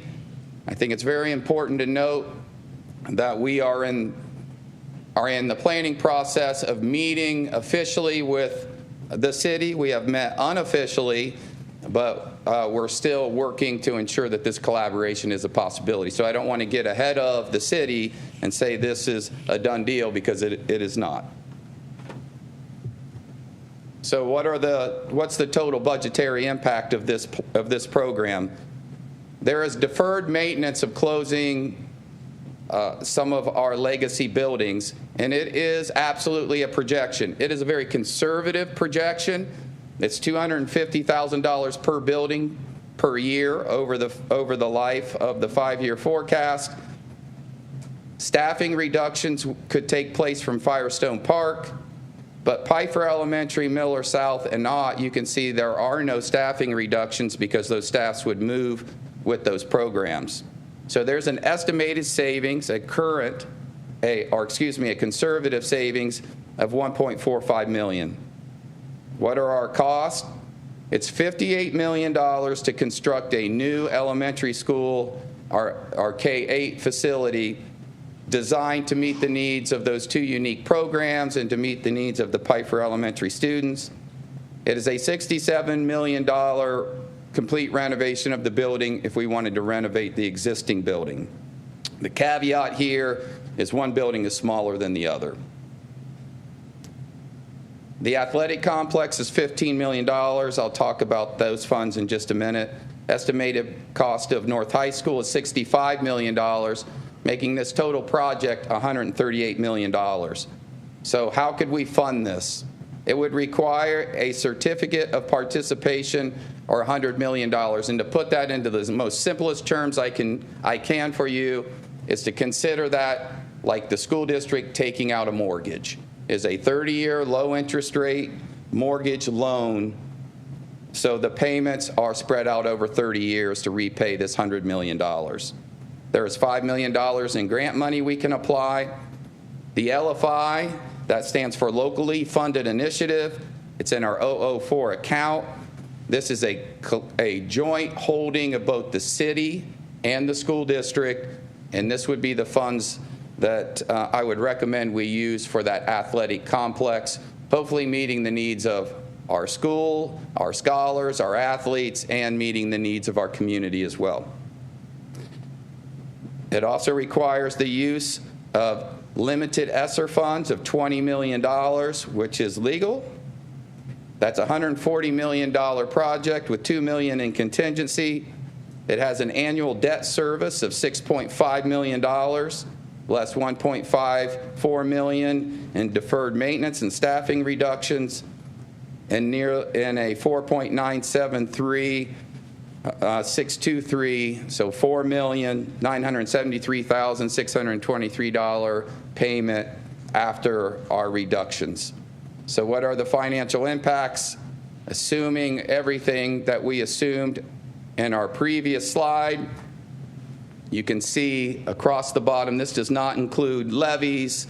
This only includes the $100 million COPS and the deferred maintenance. So we wanted to take a look of how does this impact our scholars? What is the impact on our scholars? Well, they'll attend newer, more updated schools.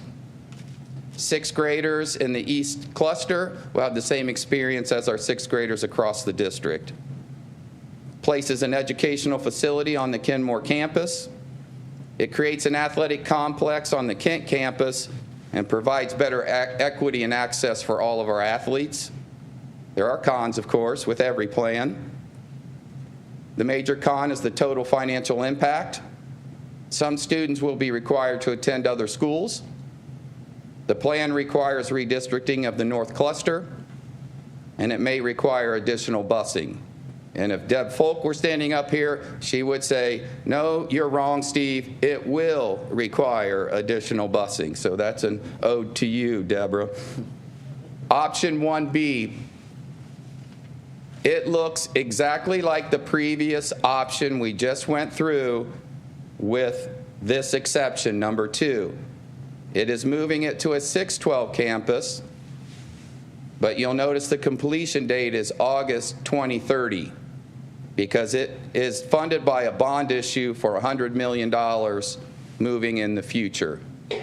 On this particular iteration, it's November of 2026. Why is that important to note?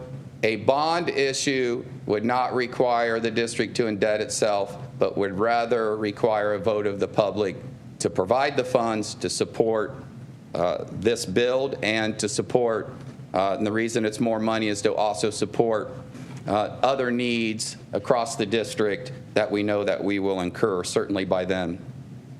Redistrict a portion of the North Cluster is still required because this building wouldn't be complete until 2030. Sixth graders still move. You'll see there at the Kenmore building, it looks exactly the same, with the same programs being relocated there.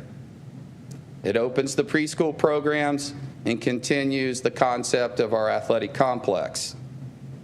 So what is the budgetary impact with this? Same deferred maintenance and staffing reductions, so same estimated savings. Construction costs are the same. The athletic complex, the same account.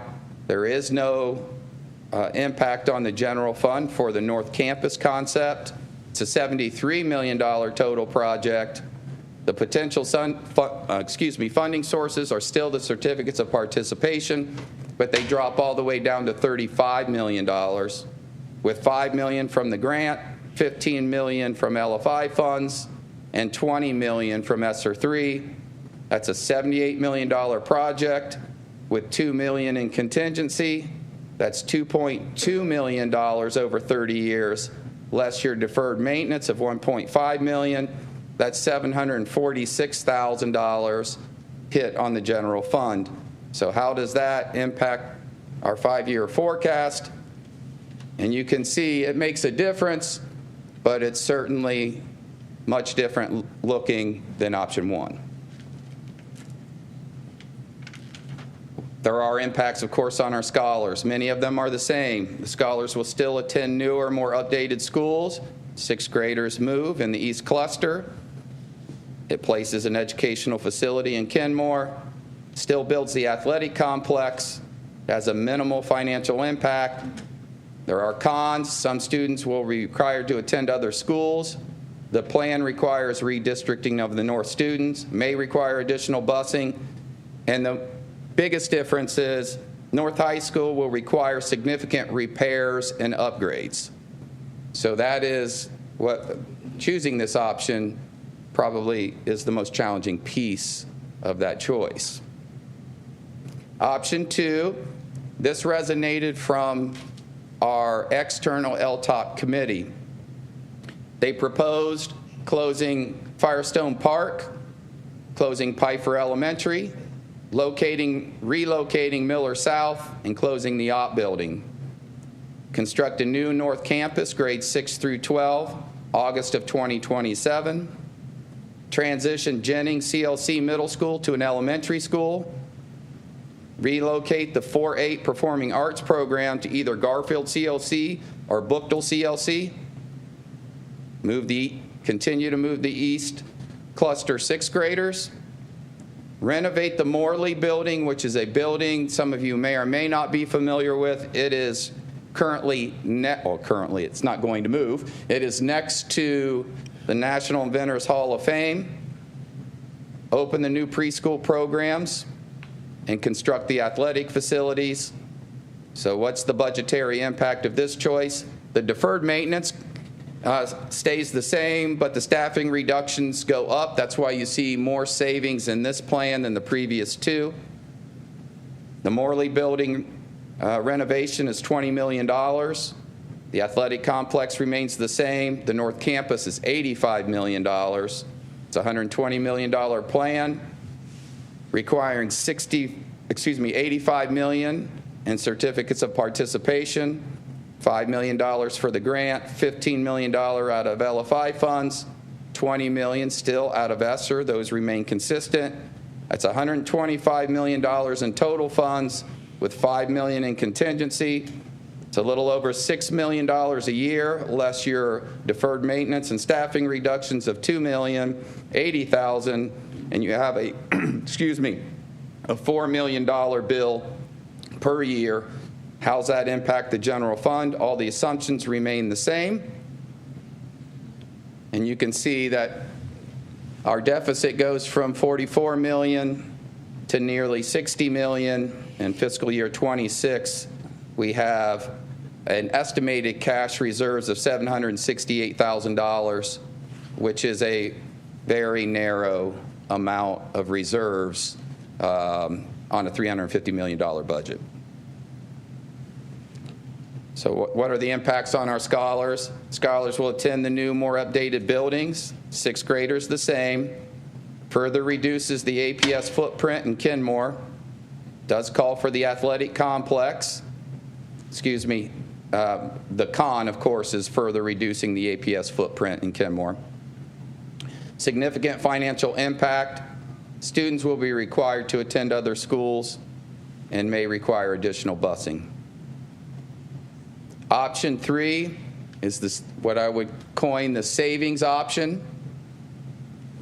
It calls for further reductions, reduced closure of the Ott building. Miller South would be relocated. Firestone Park would close. Pfeiffer would close. Stewart ELP would close. And Essex ELP would close. We'd construct a new North Campus, 6 through 12. Again, you'll see this from option 1B. This is wouldn't be complete until August of 2030, provided a bond issue would pass for $100 million in 2026. It would repurpose 2 existing elementary CLCs to be determined in August of 2024. In place of those 2 CLCs is where the relocation of the Performing Arts program for Miller South would go, and STEM middle school would go. And again, I think it's important to note that perhaps I didn't mention STEM high school program is at Central Howard right now, and that lease is over. And so we're on borrowed time with the University of Akron of maintaining that building where it currently is. So that building must move somewhere. 4 is to convert the National Inventors Hall of Fame to a middle school, from a middle school to a high school, redistrict a portion of the North Cluster, move the 6th graders, open the preschool programs where we can, and construct the athletic complex on campus. And transfer ownership of the Kenmore building to the city of Akron to repurpose as they deem appropriate. That's your greatest savings because obviously you're closing the highest number of schools. You have a total savings of $2,725,000. There is no cost to North High School construction or hit to the general fund because it is a bond issue. The athletic complex of $15 million, the co-owned LFI money. It's a budget of $15 million. Those funds are not, they don't hit our general fund. That's why you don't see it as a reduction. And that would be a savings to the general fund of $2,725,000. So it assumes the deferred maintenance and all the other pieces. And the forecast would be going from 43 million or nearly 44 million to 33 million in deficit. Again, impact on our scholars. They would attend newer, more updated buildings. The East 6th graders would move as all the other 6th graders do. The athletic complex would still be built. It is the best financial option and helps to reduce the likelihood of closing CLCs in the future.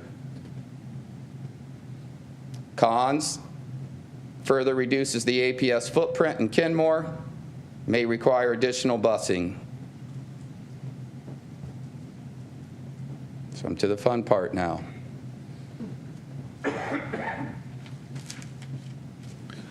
Thank you, Dr. Thompson. Are there questions from board members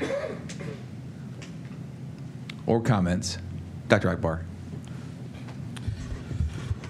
So this isn't a question. So this is more of a comment, and I'm really. I think that there may be another option, and I don't know what it is at this present moment. But Deb sent me the information that I asked for, so I'm going to see if I could put together something that may help. But the biggest thing for me, as a non-negotiable, I think we have to go into this process thinking that. This process has to use decision making better than the last time, and I'm not saying that we aren't. So I think this LTOP has done a great job of putting these different options together. But as we're looking to make the decision of which option we go with, or if there's another option that's a blended model or something. I think we have to recognize that there's been a disinvestment in one of our communities, which is Kenmore, and to not further, exacerbate the harms that we've done historically to that community, as well as understanding the unique needs that the North Cluster has, and the diverse needs that community has with the multiple different languages that are spoken in that community, and making sure that we do what we can for those. So to me, those are the top two priorities, and I would say non-negotiables. So that makes options 1 and 1B at present the only ones that I would even think we need to consider. And the other piece that I hope we can also think about is, as we looked in the other options and went to 2030, are there pieces even of option 1 or option 1B that we could look at, coming up with a plan that may take us a little longer but gets us what I would say a better result to meet those two non-negotiables. Sorry, Ms. Autry. Yeah, actually. And Mr. Perry. And thank you, Dr. Thompson. For those of you who don't know, we had a huge binder with a lot more information, so I appreciate you breaking it down the way you have. But for those that are listening, and I recall being in this position years ago, when you hear that in theory there's 12 elementary buildings that can be closed, and then you alluded to the middle school and high schools. Can you just kind of touch upon why that is? Well, the simple answer is we have declining student enrollment. So in 2004, we had 37,000 students, and we have under 20,000 students now. So I think that's also played a role in the collaboration between the city, the district, and the state when it came to the end, moving towards the end of the projects, as enrollment declined faster than what projections said it would, which led to the state pulling back funds, which led to some buildings that initially, I believe, were promised in good faith, but were no longer able to execute that plan to its fullest extent because the funds weren't available as a result of declining student enrollment. So that is what's played a significant role in this. And then, of course, House Bill 110, which we've talked about, is the factor that perhaps gives us the greatest sense of urgency as we look at the numbers. House Bill 110 has a lot of provisions in it, but one of the provisions is that any public school that has below 60% capacity in their buildings, 2 or more, that a charter school or other entity could buy at market value those schools, which is very complicated for us as ours are co-owned. The benefit of having all new buildings makes them an expensive purchase, which I think gives us some defense, if you will. But that bill is out there, and it is a reality that obviously as you lose student enrollment, you also lose funding. And if you're not following, I would encourage you to Google House Bill 1, which is a bill that's out there. It's that flat tax bill, which is estimated to reduce public school funding by $1.2 billion. So I don't know how that's going to affect us. No one knows.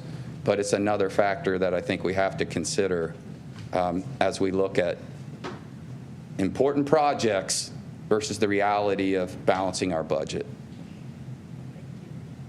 Mr. Perry. So a couple things, Steve. Thank you again for doing that. And like my colleague Diana said, you gave us a good presentation on that. And I look forward to finishing my binder at some point in the next couple of years. It's a big binder.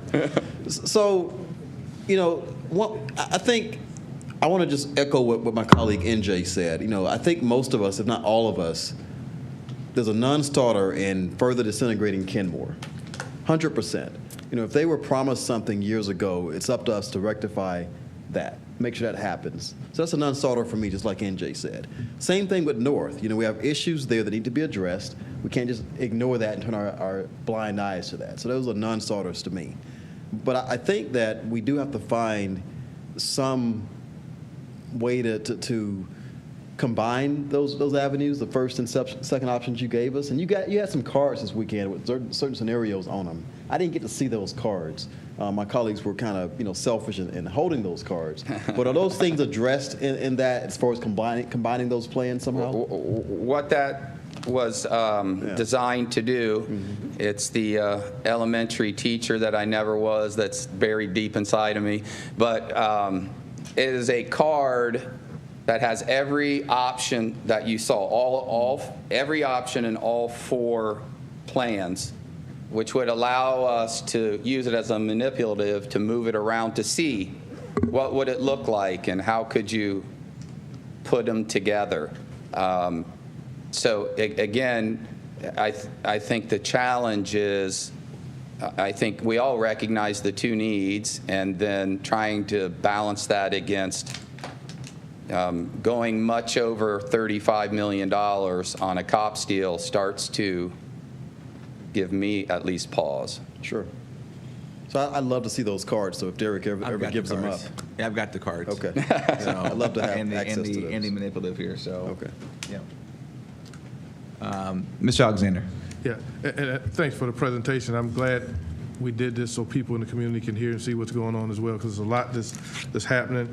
But I'm going to also say that we may have to look at how can we combine a couple of these options together to come up with the best option, because I'm if I was doing my own personal finances, I'd be a little scared to get a loan, and I know I have 30 years, but anything can happen in between, so I'm a little skeptical and nervous about that. And so, plus that gives more debt in the long run. But I'm just hoping that we can probably combine some of these things, and we may have to, unfortunately, kind of eliminate it, maybe 1 or 2 things if we need to.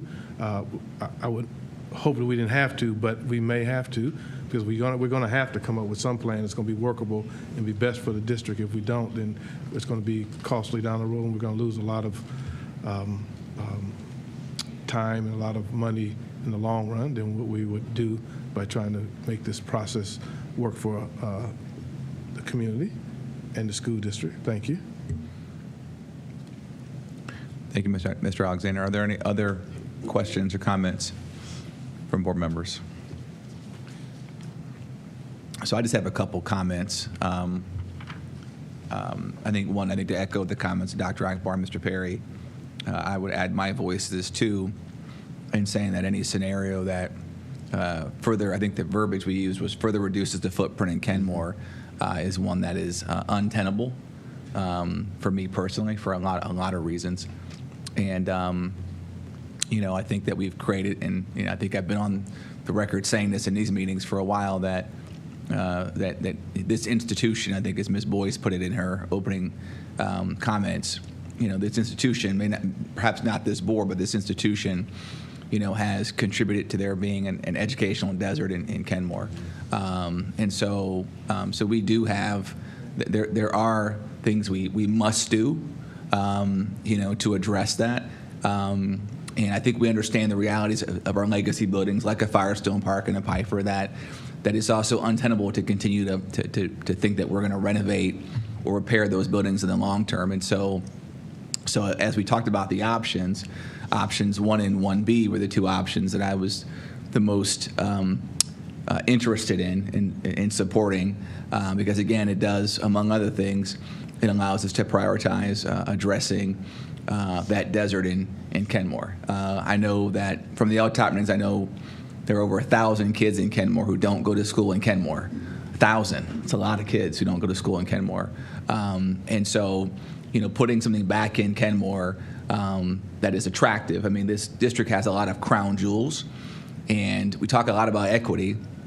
And there are a lot of folks in the community that criticize us for talking about equity, in my opinion, because they don't understand equity. But part of that is the equitable redistribution of APS's crown jewels throughout the city of Akron, and not just having them exist in certain parts of the city. Now, that may be unpopular with certain folks, but I guess I'll deal with that come November. But in the short term, while I'm still here, I'll be supporting anything that is going to address the situation in Kenmore. And also, I think to Dr. Akbar's point, too, we have to address North Hill as well. As it relates to Ms. Autry being so pro-sports on our board, I think most of us all, but Ms. Autry, if you cut her, she'll bleed sports. I think we also know that there were promises made, with regard to how we were going to address a Garfield sports complex in Firestone Park. And Bookdale has a fantastic athletic tradition. And I think if you look at perhaps the only high school in Akron that could rival Bookdale in high school in athletic tradition probably is Garfield. And so to not have, any sort of practice facilities over there or a sports complex for Garfield High School is just, to me, a travesty. And so we also know that there are a lot of kids in Firestone Park who also choose to open enroll to other districts as well. And so, again, putting things back in those communities that can be attractive and keep kids in Akron, I think goes a long way towards helping to reverse the long slide in enrollment. So those are my comments. I guess I didn't have any questions in there. Those are my comments. And so, Dr. Akbar, did you want to comment? I just have maybe two other questions that just reminded me. One is, as we think about a bond issue, which is attached to 1B, how much is that bond issue? Well, that bond issue would be to be determined. If you're asking me to look forward and give you my best recommendation looking forward, I think it's important to note that we have some of those initial CLCs were built now 17, 18, 19 years ago. And it's not going to be very, very many years from now, as you know, as a homeowner, when you hit that 25-year mark on your home, you start needing to replace your HVAC system, replace your roof, replace your windows, and we're going to experience those needs across our district as well. So what I put on your piece of paper, or put on this plan, was $100 million to try and offset, of course, rising construction costs, but also to address some of those needs that we know we're going to see across the district. So a bond issue not only could potentially retire the debt of an existing COPS deal, if you wanted to go that route, which of course would increase the bond issue, but it could retire that debt. But also I think it's going to be incumbent upon us to determine how, whether it's a PI levy, permanent improvement levy, or through a bond issue, address the needs of the CLCs across the district. Dr. Akbar. Yes, thank you. So the reason why I asked is on here on the budget implications or impact, it doesn't have an amount for the North Campus, and the reason why I asked is, it says NA, but I think that's important to know how much that, what are we estimating that campus to cost, because just the high school alone was $65 million, if I remember correctly. Yep. The estimate on a 612 campus is $85 million. Okay. That's what I need to know. So then my last question, I'm sorry for peppering you with questions. Oh, that's okay. I'm sure you probably know this, but since Saturday, I've been thinking about this a lot. I'm surprised. Shocked. It has literally caused me heartburn, as I told you in the email. And so I'm really wondering if, how do I say this? Okay, if we look at other solutions, and I don't know what they all are because I don't know all of what possibilities there are.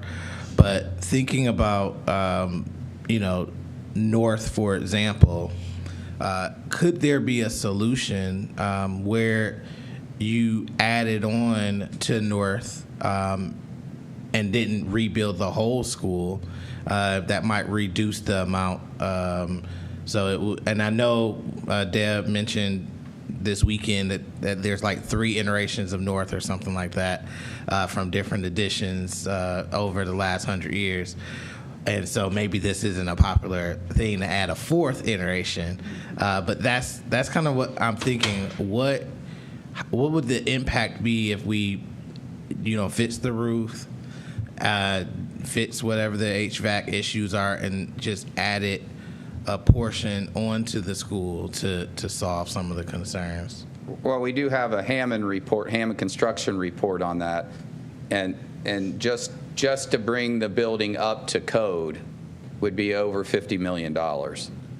So at that point, it would be cheaper to build new. Yeah. It just wouldn't be cost effective. I understand what you're saying, but I give a lot of credit to the administration that did an incredible amount of work on this before I even came here. I fell on a lot of research and data that was already done. And then we furthered that all year long. And I'm not saying we've exhausted every possibility there is, but I think we've exhausted hundreds of options. Mr. Hatcher and I have walked buildings in hopes that we could combine programs, and every time we would walk out of the building, we would look at each other with a certain degree of disappointment, knowing, well, we can't do that, can't do that. It just, the reality of the constraints that we're up against sometimes are frustrating. Again, there might be some option out there that we've missed. Certainly, there are options, perhaps, but we have explored many of those options. Dr. Ardmore, anything else? Okay. Any other comments or questions? Mr. Perry. I just want to say generally, too, for the public that's listening, we are interested in what you think as well. We make these decisions, but we want to have input from everyone. All of our people who live in Akron, who support Akron Public Schools, who care about Akron Public Schools. And so we are interested in what you have to say. So, we'll take those emails, we'll read them, we'll respond. We'll take into account what you have to say to us. So please do that. Yeah, I got about 9 emails about Pfeiffer yesterday. I'm sorry, Pfeiffer yesterday. So, so people are paying attention and are mobilizing. I guess the last comment I had too is we had a speaker here a couple weeks ago that talked about Morley, and and just in my opinion, our kids don't live downtown, right? So I'm all about putting schools back in walkable neighborhoods for our kids. And so I'm sure, because one of the options talked about Morley, I'm sure Morley could be repurposed for a lot of different reasons. But again, when we talk about middle school kids are not high school kids. There's some logic in having the high school near U of A. But when I think about middle school kids, I just, in my head, my 4-year-old calls me a fuddy-duddy. And maybe I'm being a fuddy-duddy, but to me, I'm a little old-fashioned. I just think kids should be able to walk to school. And so putting some of our crown jewels like the STEM middle school back into a walkable neighborhood, which is not the current state, putting it back into a walkable neighborhood that, that may, oh my God, help keep some kids in Akron public schools, like in Kenmore, for example, to me just makes a whole lot of sense. That does not mean that we don't respect the opinions of those who have brought Morley as an option to us, because we do. But I think that, just from my standpoint, I like the idea of being old-fashioned of schools being in walkable neighborhoods. We talk a lot about schools are the heartbeats of our neighborhoods. Let's try to put things back in neighborhoods insofar as we can do that. So I'm looking forward to us figuring out a way to make option 1 and or 1B the choice of this organization. And I know that we've got some more thinking to do about the financing around the North High School component, which again, I think if you heard board members, multiple members have said tonight, that's also something that we've got to do. Ms. Autry. Thank you. I just, I know a lot of this is heavy, and you said I bleed sports. That's true. I do actually care about academics. But one of the bright spots that I do see in all of this is the opportunity to expand our early learning programs. So I think that's really, really important as well, as we're thinking about this. Yeah, no, I think that's well said, Ms. Autry. We talk a lot about, as APS goes, so does the city of Akron. But I think the gigantic elephant in the room, it's been an elephant room for years, is why don't we have universal pre-K in Akron? So that's something we'll solve for another day, but that's something that, as we think about ways to partner with the city, is how do we figure out universal pre-K for our kids? So, Dr. Ratbar. So my one last comment, pre-K is essential. So I think we definitely need to figure that out. I just wanted to say this about the whole situation that we're trying to solve, and I'm calling it, like a puzzle, because that's pretty much what it is.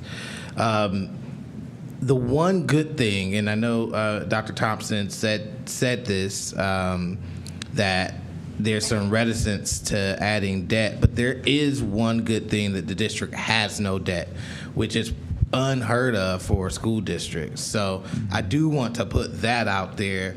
I'm not saying that we want to take on hundreds and hundreds of millions of dollars of debt, but that is virtually unheard of for urban school district to have no debt. That is virtually unheard of. And so we are in a good position in that way. So there's two school of thoughts that I have, is we want to keep the district without having any debt. That's a good position to be in, right? And then there's another, kind of school of thought that weighs on me as I see $100 million of what I'm just going to call mortgage. I know it says COPS, but those letters mean something, and I don't know what they are. But the mortgage, of the $100 million, that literally gives me nightmares to think about, what that's going to do to our rising housing costs, and knowing that people are being evicted now at alarming rates.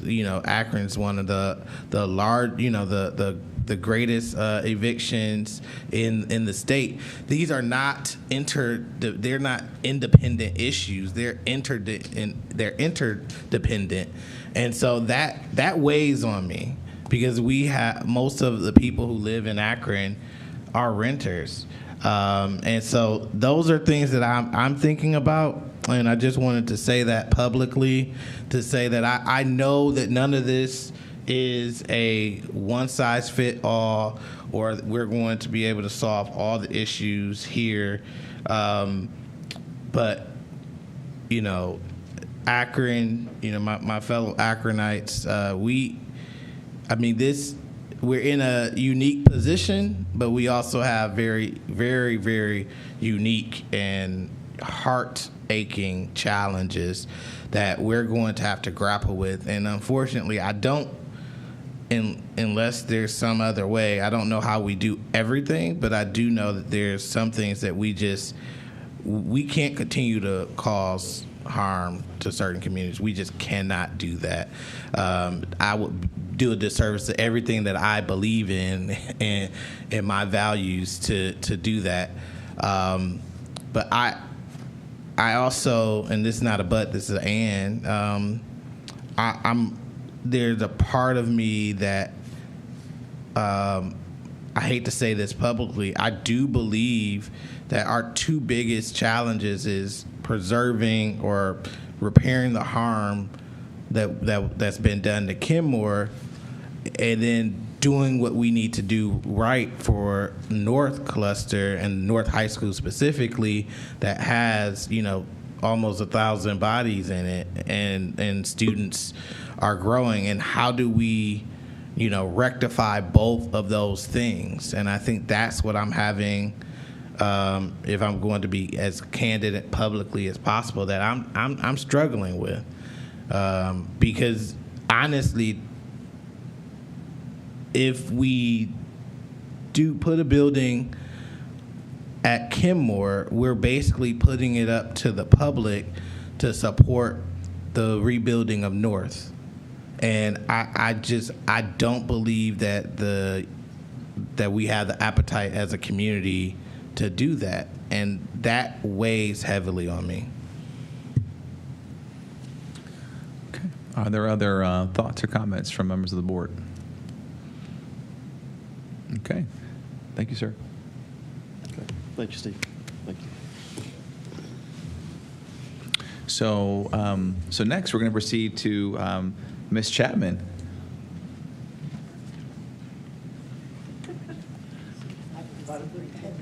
Oh, I'm sorry. You're under her? Okay, sorry. I'm sorry. No. We'll do it that way. False alarm. Okay. I just had it in the script. You were located in a different place in the script, so my apologies. Okay. So next we're going to move to item 4, approval of previous meeting minutes. Is there a motion to approve the meeting minutes from 3:10 and 3:11? I so move to approve, and the meeting minutes from February 27th as well. You're correct, February 27th. A second. Okay, it's been properly moved by Mr. Perry, properly seconded by Dr. Akbar. Any discussion?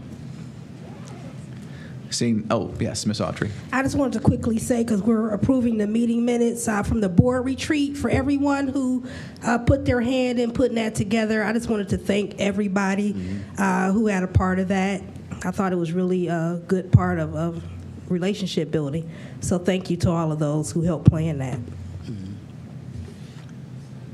Okay. Roll call, please, Mr. Atkins. Dr. Akbar? Yes.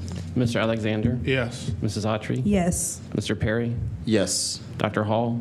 Aye. Mrs. McKittrick? Yes.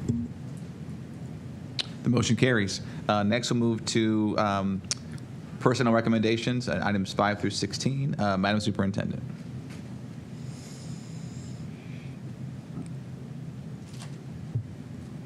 Thank you, President Hall. Before I seek approval of the personnel recommendations, I would like to bring attention to the passing of Charlie Glasgow. Charlie Glasgow began working for the Akron Public Schools in 1976, teaching 5th and 6th grades at Margaret Park until 1986. Charlie also taught at Cyberling Elementary and Miller South before becoming a technology coordinator for the Title I office in 1998. He then accepted the position as Director of School Improvement in 2005. Charlie retired in December 2010 with 34 years of service. Charlie returned in 2014 as an administrative specialist until resigning on March 1st, 2023. Akron Public Schools was proud to have Charlie represent us as the president of the Ohio Association of Administrators of State and Federal Education Programs from 2011 to 2012. Charlie's 43 years of dedication to the Akron Public Schools is appreciated, and he will be greatly missed. This evening, Charlie's daughter, Allison Glasgow, is here with us, and she would like to share a few words.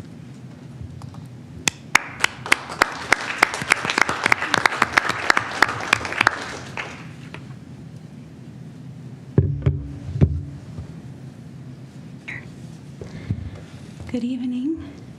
Evening. Greetings to you, Madam Interim Superintendent, President Hall. Is this a me thing?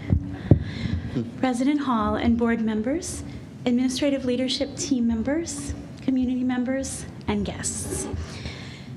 United in humble gratitude with my parents, Charlie and Denise Glasgow, I stand before you on behalf of our family to express appreciation for this heartfelt acknowledgement of my dad's decades of dedicated service to Akron Public Schools and the children and families of the district.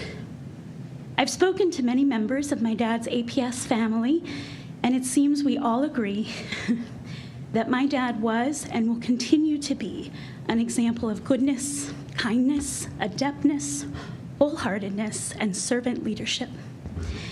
So many of you have graciously and gently stepped into this space of shock and grief with us, taking time to convey the ways in which my dad has touched your lives. Your words and your tears, your presence and little moments of laughter, these have all been and will continue to be a balm on our broken hearts.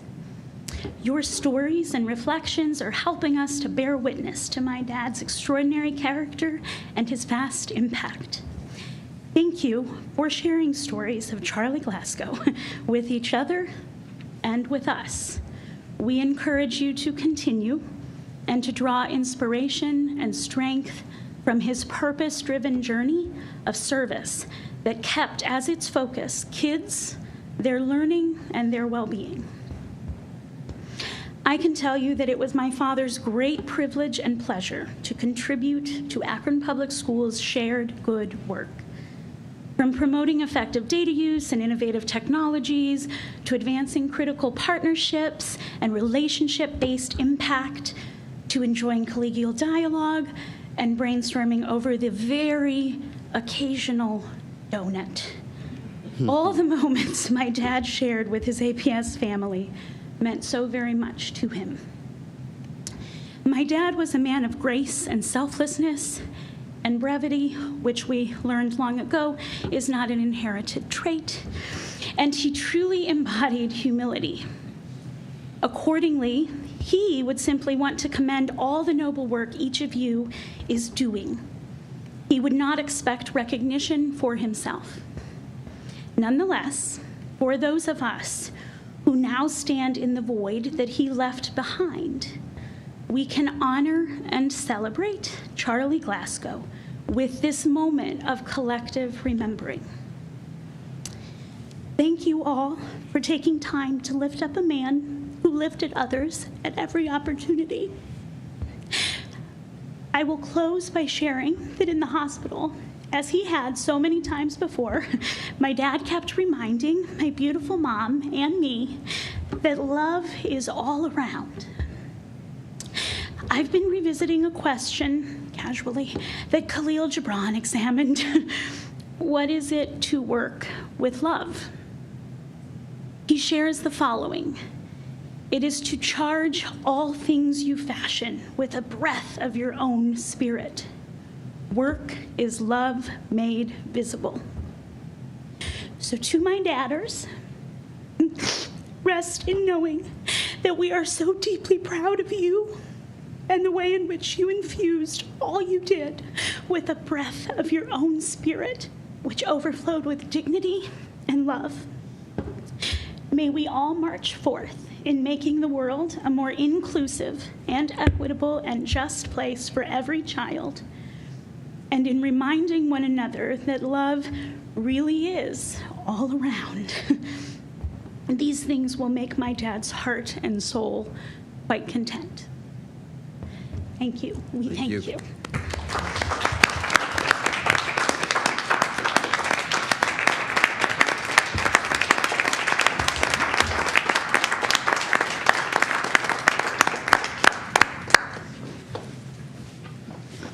Allison, thank you for sharing your father with us over these 43 years. He will be greatly missed. President Hall, at this time, I wish to recommend approval of the personnel recommendations presented in categories 5 through 16. Is there a motion? So moved. So moved by Ms. Autry. Is there a second? Second. Seconded by Mr. Perry. Any discussion? Again, Mr. Alexander. Yeah, I'd be remiss if I didn't say anything about Charlie. I've known him for a long time. He's been genuine. He's been kind. He's always concerned about the students of Akron Public Schools, even when he sacrificed for himself to do the things he wanted to do for Akron Public Schools. And he was a dedicated employee for Akron Public Schools. His wife as well. His wife was both my daughter's kindergarten teacher, and she gave him a great start, and they both have done a lot of good for the students here in Akron Public Schools. And I will miss Charlie's smile, because he always had a smile, no matter what. He'd say, Bruce, and then that smile comes before he even says anything. So he's going to be missed, and we really appreciate all he did for the district and the students here in Akron Public Schools. Thank you, Mr. Perry. I have a comment on item 5.5. Anytime I see something in there with the schools that my boys go to, Resnick or Litchfield, I'm going to point it out. So I'm going to point out that Ms. Angelo is at Resnick right now, filling in for Principal Core, who's on leave. She's doing a great job over there, so I just want to give her a shout out. I see her every day. She's doing a great job, and I'm looking forward to approving this for her. Thank you, Mr. Perry. Any other discussion? Roll call, please, Mr. Atkins. Mr. Perry? Yes. Dr. Hall? Aye. Mrs. McKittrick? No on 6.1, yes on the rest. Dr. Akbar? Yes. Mr. Alexander? Yes. Mrs. Autry? Yes. The motion carries. Next, we'll move to, excuse me, no,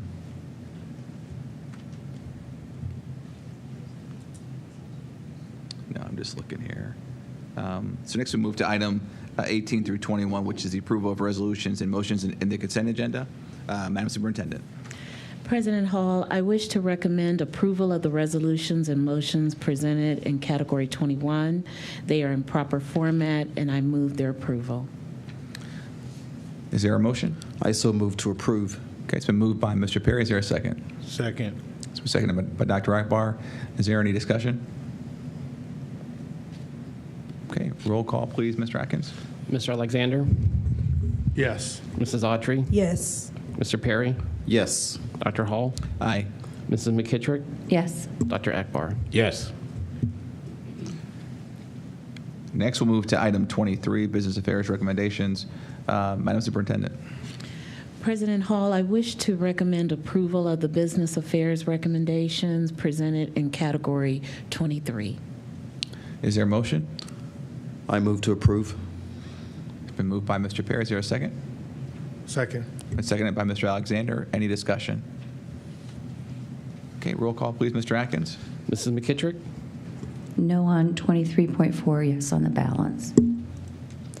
Dr. Akbar? Yes. Mr. Alexander? Yes. Mrs. Autry? Yes. Mr. Perry? Yes. Dr. Hall? Aye. Okay, the motion carries. Next, we'll move to item 25, Superintendent's Report. Madam Superintendent. Thank you. As part of the superintendent's report, you heard earlier the Scholar Voice logo reveal, and at this time we would like to bring forth Carla Chapman for our equity report. Hi. Thank you. Good evening. I'm happy to be here for a brief update on our equity work. We will be going deeper into our work with our equity committee tomorrow, so feel free to join that one as well if you would like more information. So the first time I introduced the idea of a district-wide excellence through equity, DEI, I am going to start adding the initials A and B. Access and belonging. And you heard some about equity access today with Dr. Thompson. You heard Dr. Caver talk on Saturday about culturally responsive education practices. And so I would say that the work of this team is starting to come forward in terms of the things that they want to present in the form of recommendations to the superintendent for how to thread the work of equity throughout the district. And so we are at a place now with 6 meetings as of this coming Wednesday with this district-wide team. Happy to say that teachers are classroom teachers actively involved in that committee. We have about 25 to 30 of the 40 members attending regularly on this team, and we are at the place now where we will start bringing the recommendations forward after this meeting in March. They have decided to do some deep work on developing a portrait of a culturally responsive educator, portrait of a culturally responsive school district, and school system. And to my knowledge, given some feedback from chief equity officers across the nation, which I had the privilege of being a part of 2 weeks ago, this is not being done. And so bringing this forward from our district is very exciting. You heard the scholar voice work. The team has decided that they want to center, elevate, and I think Mrs. Whitfield's word was amplify. Our scholars' word was amplify and elevate scholar voice, because all of our decisions around equity should center the experiences of our scholars. Because ultimately that is who we are trying to impact. And then we want to be data and data-driven around metrics to monitor progress. So the work of this team is moving forward.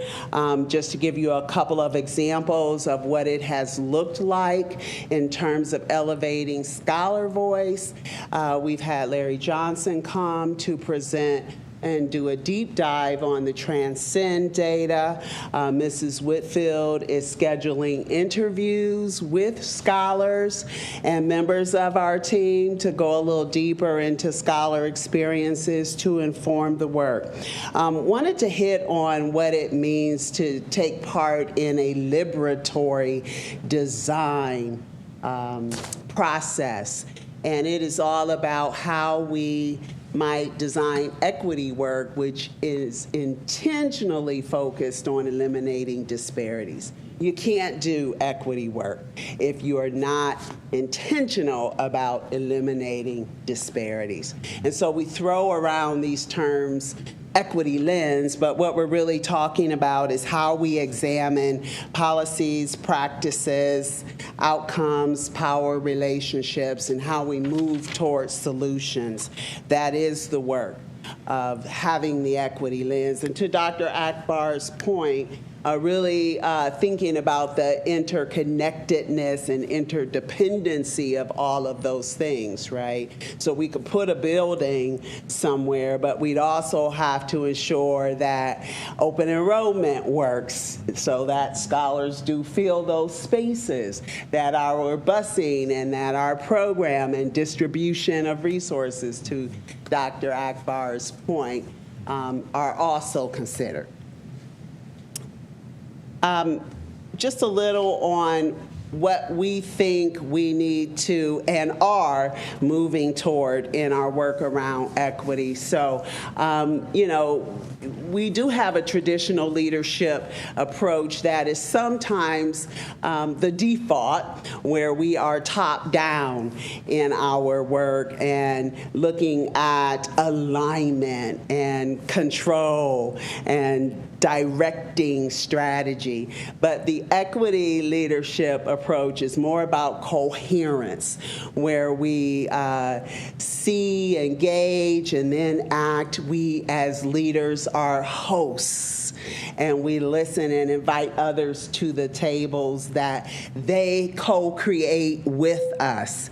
And we make our environment safe to fail as we experiment and think about new and different ways of doing our work. So not just alignment, but coherence is where we're headed. Just a little more on traditional versus the equity leadership approach. This work is messy. It is not straightforward. Sometimes it's straight, and sometimes we got to pivot to the right. Sometimes we got to step back, and sometimes we got to get ourselves a little dirty. And so it is not comfortable. And it is not easy, but it is about making sense of the information that we have at our disposal. It is about building relationships, and it is about setting goals and adjusting along the way. And so this whole way of thinking about the work that we do is important when we're considering how we red thread and design equity in the district. Mentioned that I'm coming off of a national conference with chief equity officers in districts, public school districts across the country. And I was very excited to learn that what we are doing right here in Akron is aligned to national best practice. And we are creating professional learning opportunities for our teachers, leaders, and staff. We are prioritizing culturally responsive practices in our hiring and in our recruitment. We're seeking opportunities to grow those competencies. We're defining what it means to be culturally responsive. We're holding our peers, or talking about holding peers, accountable to grow and use those practices. And then we're looking at the culture. I talked on Saturday about seeing valued, heard, and respected as one of the most important things that folks say when we put the vision of equity before them, and that's culture building work. And so I wanted to give you some examples of what being culturally responsive could look like. When we talk about school climate, here is a template that we can use to identify what culturally affirming environments look like. Marcy Ebright and her team started to do some thinking about what culturally responsive extended learning looks like. And you can see here what they have started to create in terms of the work that they will do to be more culturally responsive in their practices. Mm-hmm. And I'm not going to read them all to you, but I'll give you a chance to take a look at them.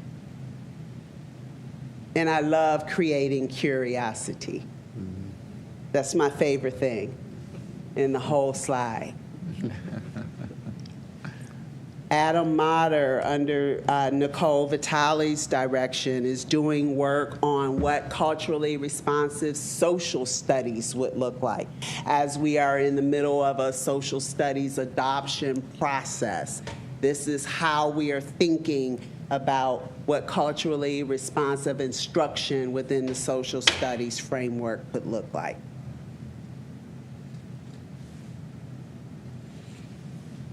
Resources needed. We talk a lot about additional training support. There are 2.5 of us doing this work, along with a few others. Angela Carter's a part of that. Yvonne Culver has done some work with us. But we could hit more buildings sooner with additional support. At this pace, we're looking at another year before we get through all of our building training sessions, along with new faculty orientation, which we also support. Equity data support. We talked about being data-driven, monitoring metrics, communications and website support, because coming soon we're going to have an online resource library that we're going to want to promote, talk about, share broadly. And then the two portraits that I talked about of the culturally responsive school district and staff. Well, my slide is acting weird, Kevin. It's like the stuff is all moved around. Uh-oh. I wanted to show you the online resource library that is in development. Let me open.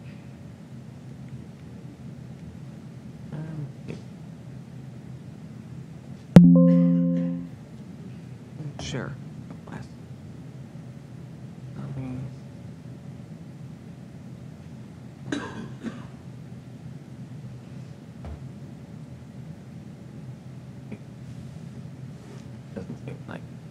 Okay. Well, if you join us tomorrow at the Equity Committee, you can see the online resource library, which is pretty cool. It will be placed on our hub. It will provide resources that K-12 can access to support culturally responsive practices, equity, and inclusion work in schools and classrooms. And then lastly, at the end of every training session, right, Angela?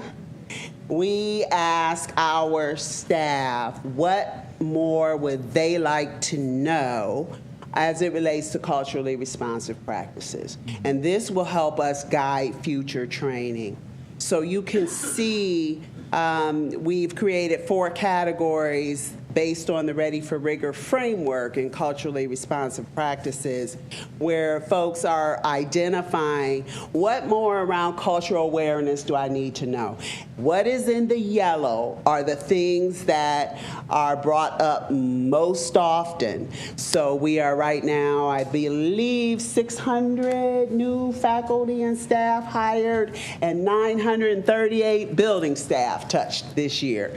And this is what they say they want to know more about. In yellow are those most frequently cited areas. So knowing cultural lens, broadening and understanding the interpretation of culturally and linguistically diverse scholars, understanding levels of culture, helping students to cultivate a positive mindset and sense of self-efficacy, reimagining the student and teacher relationships, balance, giving students both care and push, recognizing brain triggers, providing students authentic opportunities to process content, provide appropriate challenge to stimulate brain growth, using restorative practices to resolve conflicts. So, that being said, there's a whole lot more training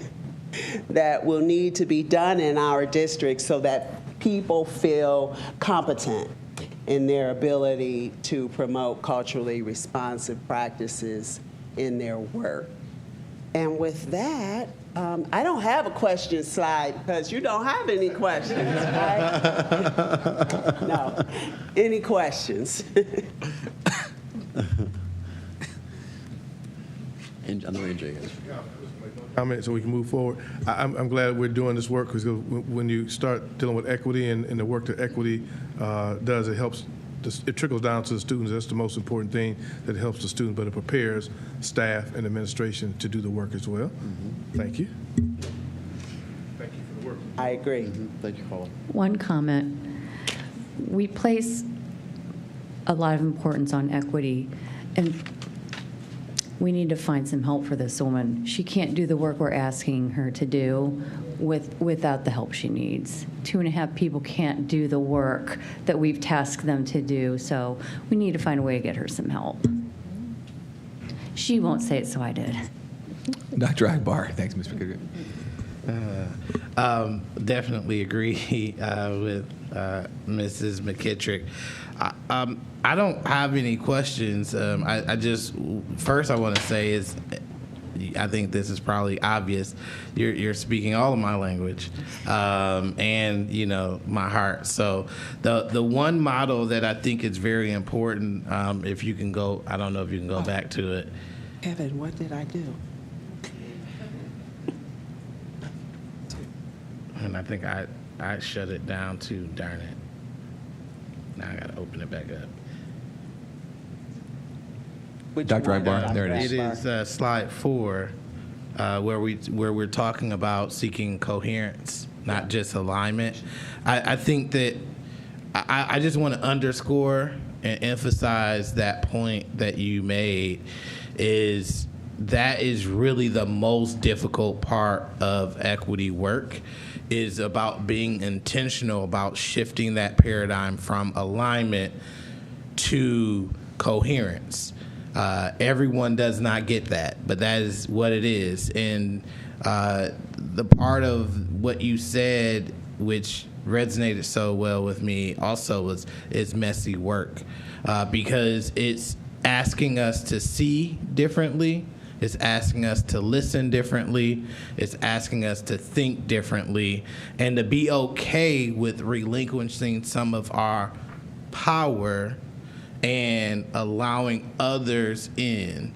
And I think that that's hard in the society, the capitalistic society, where we say, once you reach a certain level on the ladder, then you should be able to tell everyone what to do, when that's really not the case, when we're responsible for so many students and families and futures.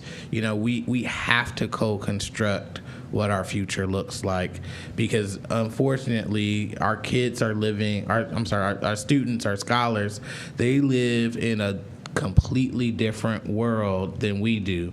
And I'm not saying that we live in outer space, but what I'm saying is that the way in which they engage with technology, the way in which they engage with each other is really dramatically different. And so I just wanted to say thank you for making my heart sing, because I was literally having heart palpitations after L-Top, and I'm just going to be honest. Steve's a hard act to follow. Not because of Dr. Thompson. I think Dr. Thompson is awesome. So it's not about him. It's just, it's heavy. And just what you're showing us and the work that we're engaging in says, okay, we have a lot of difficult decisions and things we have ahead, but we are at least moving in the right direction. So thank you. I would say we definitely are. But not overnight. Right. Yeah. It's going to take time. Yeah. Time. Yeah. Thank you, Carla. Thank you. Thanks, Ms. Chapman. One final item. In honor of National School Counseling Week in February, elementary principals presented their counselors with a Be Kind 330 postcard in recognition of their contributions to their school community.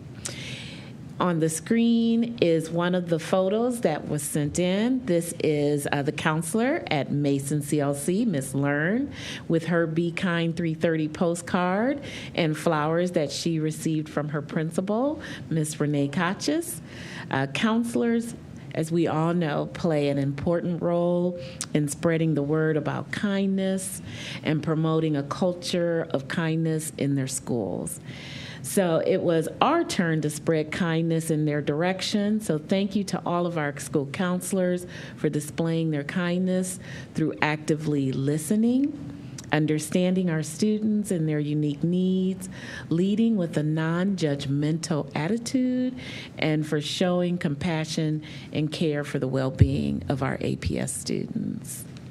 That concludes the superintendent's report. Thank you, Madam Superintendent. I move to any questions. Dr. Akbar. Not a question, but a comment. And if we could take a picture, I would be like this. I just want to say thank you, Madam Superintendent, for the Girl Scout cookies. It's not on my new diet plan, but I'm definitely going to eat them. So thank you. You're welcome. Okay. Thank you, Dr. Akbar. Next, we'll move to the President's Report. Again, this is just brief tonight. I just wanted to say thank you to Ms. Otley for the work that she and her team, those of you who were in the room tonight, the work that you did. And it was a lot of work that you did. And so I'd be remiss if we didn't take a moment and pause and just acknowledge it, from the binder that I'm never going to get through from Dr. Thompson to the slides that were put together by many of you in the room, Ms. Hart, Ms. Carter, Ms. Ebright, Ms. McVeigh, and others, Ms. Dr. Kaber as well. I'm sad that we missed Dr. Lash. Would have loved to have had her in on the fun as well. But again, it was a lot of work that went into it. We had that opening night dinner Friday evening, which I thought was a great way to have some time for fellowship. We had obviously our AEA leadership team that was there, our senior staff, and the board. And as we move further down this glide path of one band, one sound, one APS, I felt like this retreat was a great move in that direction. and as we moved to Saturday, we had some tough conversations as a part of that retreat. But that's okay, right? So because that's what's supposed to happen, right? Healthy conversations and conflict breed healthier solutions, and we emerge from it, I believe, stronger and more united. Again, one band, one sound, one APS. That concludes my remarks tonight. Thank you again. So next we'll move to committee reports. I'm sorry. Any questions? I'm sorry. Any questions for me before I move on to Treasurer's report? There's no report. Okay. Okay. Were there any questions? Okay. Yeah. I'm sorry, Ms. Autry. So I know we touched upon it at the retreat, but I think we discussed as far as moving forward that there is a possibility of a special meeting to further discuss the LTOP plans moving forward. So. Yeah. Thank you for that. I should have mentioned that. Also, in the one band, one sound, one APS. I forgot to mention that we had that conversation too. So we are targeting March 20th, which is next Monday, for our special board meeting. And that is, I believe, the intent of this body was that board meeting will only have one agenda item on it, and that is the LTOP. So insofar as there are folks who want to come address the board, we're here to listen. And again, and we'll also continue deliberating on the options that were presented tonight. I know that several of us have, probably have some other questions that we'll follow back up with Dr. Thompson, to find, as we work on our manipulatives here, the cards and whatnot. I'm sure we'll have additional questions as well. And so, that cover it, you think? March 20th? Okay. So looking forward to having that conversation on March 20th. Thank you, Ms. Autry, for cleaning me up there. Appreciate it. Treasurer's report. No report. No report. Okay. We'll move to committee reports. Legal, finance, contracts. So thank you very much for the Legal Contracts and Board Policy Committee. We don't have a report. We were supposed to meet next Monday, but now we will be rescheduling that meeting. So be on the lookout for that for our committee members. Hopefully Mrs. Elise will help us get that rescheduled. So, or Ms. Moika, I'm sorry. Thank you. Thank you, Dr. Akbar. Finance Committee, Ms. Autry. Although I don't have an official report, I would say that Dr. Thompson did a great job in what the topics are going to be moving forward in finance. So thank you for that. We also were scheduled to meet Monday, and so LTOP will be. Roger that. Thank you, Ms. Autry. Mr. Alexander, comment? No. Okay. Excuse me. Now we're in instructional policy? Yes, thank you. Mr. Alexander. Instructional Policy Committee, we met on the 6th of this month, and present was Ms. Jackson, was Ms. McKittrick, Dr. Cavers, Ms. Ebright, Dr. Hatcher, and Ms. Brady, and myself. And we had basically our committee report was basically given to all of us, the board members, on Saturday, and it was a thorough report. But Ms. McKittrick and I will report out on it briefly. Ms. McKittrick. We have a renewed agreement between Akron Public Schools and Mount Union University to continue to partner with North High School as one of our college and career academies programs. We also got reports out from Mr. Hatcher, Dr. Lash, and Ms. Brady on the alternative schools and different programs that we have here in Akron Public Schools. I'm not going to get in detail with them, but the alternative programs that was discussed were the SOAR, which is a long-term program, SOAR Alternative Suspension Program, Compass, and LEAP. We also talked about Akron Alternative Academy. And these are all alternative classroom settings for our students who can't be in an alternative setting. That also includes Bridges, a learning center, which deals with kids. We talked about success learning. LEAP is a program that we actually contract out to, and they take our kids because they have special services needs that they deal with those kids there. Then also there was Education Alternative, which is another school that we deal with our special needs kids, and we contract out with them as well. There are more things that go on with these programs. Some are for elementary school kids, some are for kids from 6 to 8, some are for high school kids, some are for some of the seniors. And so, again, I'm not going to get all in detail with it because we did it on Saturday, but just so everyone knows, and anyone can acquire about these programs from the community. If you have any questions, you can contact Akron Public Schools Special Ed Department, the Student Services, or Mr. Hatcher's office, and they can tell you anything about these programs, how do you get into them, explain them to you. So if you feel that your child needs to be in one of these programs, then you can acquire about the process, what all it takes, and the criteria for being in the program. That will be the end of our report, Mr. President. Roger that. Thank you, Mr. Alexander. Next, we move to equity. Ms. McKittrick. No report, but we are meeting tomorrow at 4:30 in this very room, so please join us. Okay, and I can't wait to see that link that we were. Yes, perfect. All right, sounds good. Don't it? It worked for me. Yeah, PowerPoint thing. I saw it. Yeah. It is working. Okay, so seeing as we have no unfinished business, we have no new business. We'll proceed to item 31 here, which is executive session. So I'll ask for a motion to recess into executive session pursuant to Ohio Revised Code 121.22G1 for the purpose of considering the employment or discipline of a public employee or official of the school district. G3, to meet with board legal counsel to discuss disputes involving the board and/or school district that are the subject of pending or imminent court action. And G4, for the purpose of reviewing negotiations or board or bargaining sessions with employees concerning compensation or other terms and conditions of employment. Is there a motion? So moved. It's been properly moved by Mr. Kittrick. It's been seconded by Dr. Akbar. Any discussion? Roll call, please. Mr. Atkins. Dr. Akbar? Yes. Mr. Alexander? Yes. Ms. Autry? Yes. Mr. Perry? Yes. Dr. Hall? Aye. Mrs. McKittrick? Yes. The motion carries. We do anticipate having board action after the executive session, but we do stand in recess. Yes.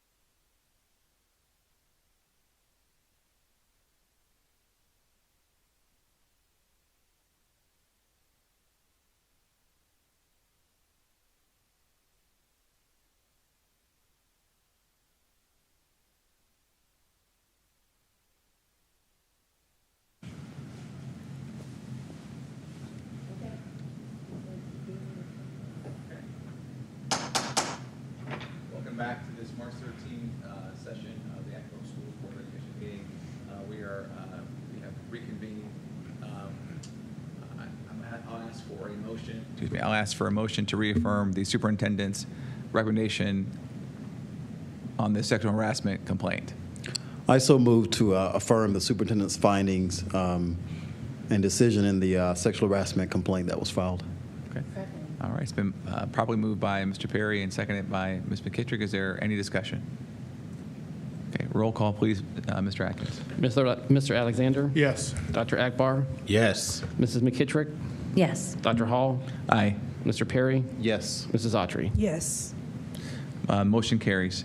The final item on our agenda tonight is to I need a motion to accept the resolution and tentative agreement between the Akron Board of Education and the Service Employees International Union Local 1 safety team employees. Is there a... So moved. All right, Second. Okay, it's been probably moved by Dr. Akbar and seconded by Ms. McKittrick. Is there any discussion? Okay, roll call, please, Mr. Atkins. Mrs. McKittrick? Yes. Dr. Akbar? Yes. Mr. Alexander? Yes. Ms. Autry? Yes. Mr. Perry? Yes. Dr. Hall? Aye. Okay, the motion carries. I believe we have included our business tonight. We'll take a motion to adjourn. So moved. Second. Okay, it's been properly moved by Mr. Alexander and seconded by Dr. Akbar. Is there any discussion? Okay, roll call, please, Mr. Atkins. Mrs. Autry? Yes. Mr. Perry? Yes. Dr. Hall? Aye. Mrs. McKittrick? Yes. Dr. Akbar? Yes. Mr. Alexander? Yes. Motion carries. We stand in adjournment at 10:14 p.m. on March 13th.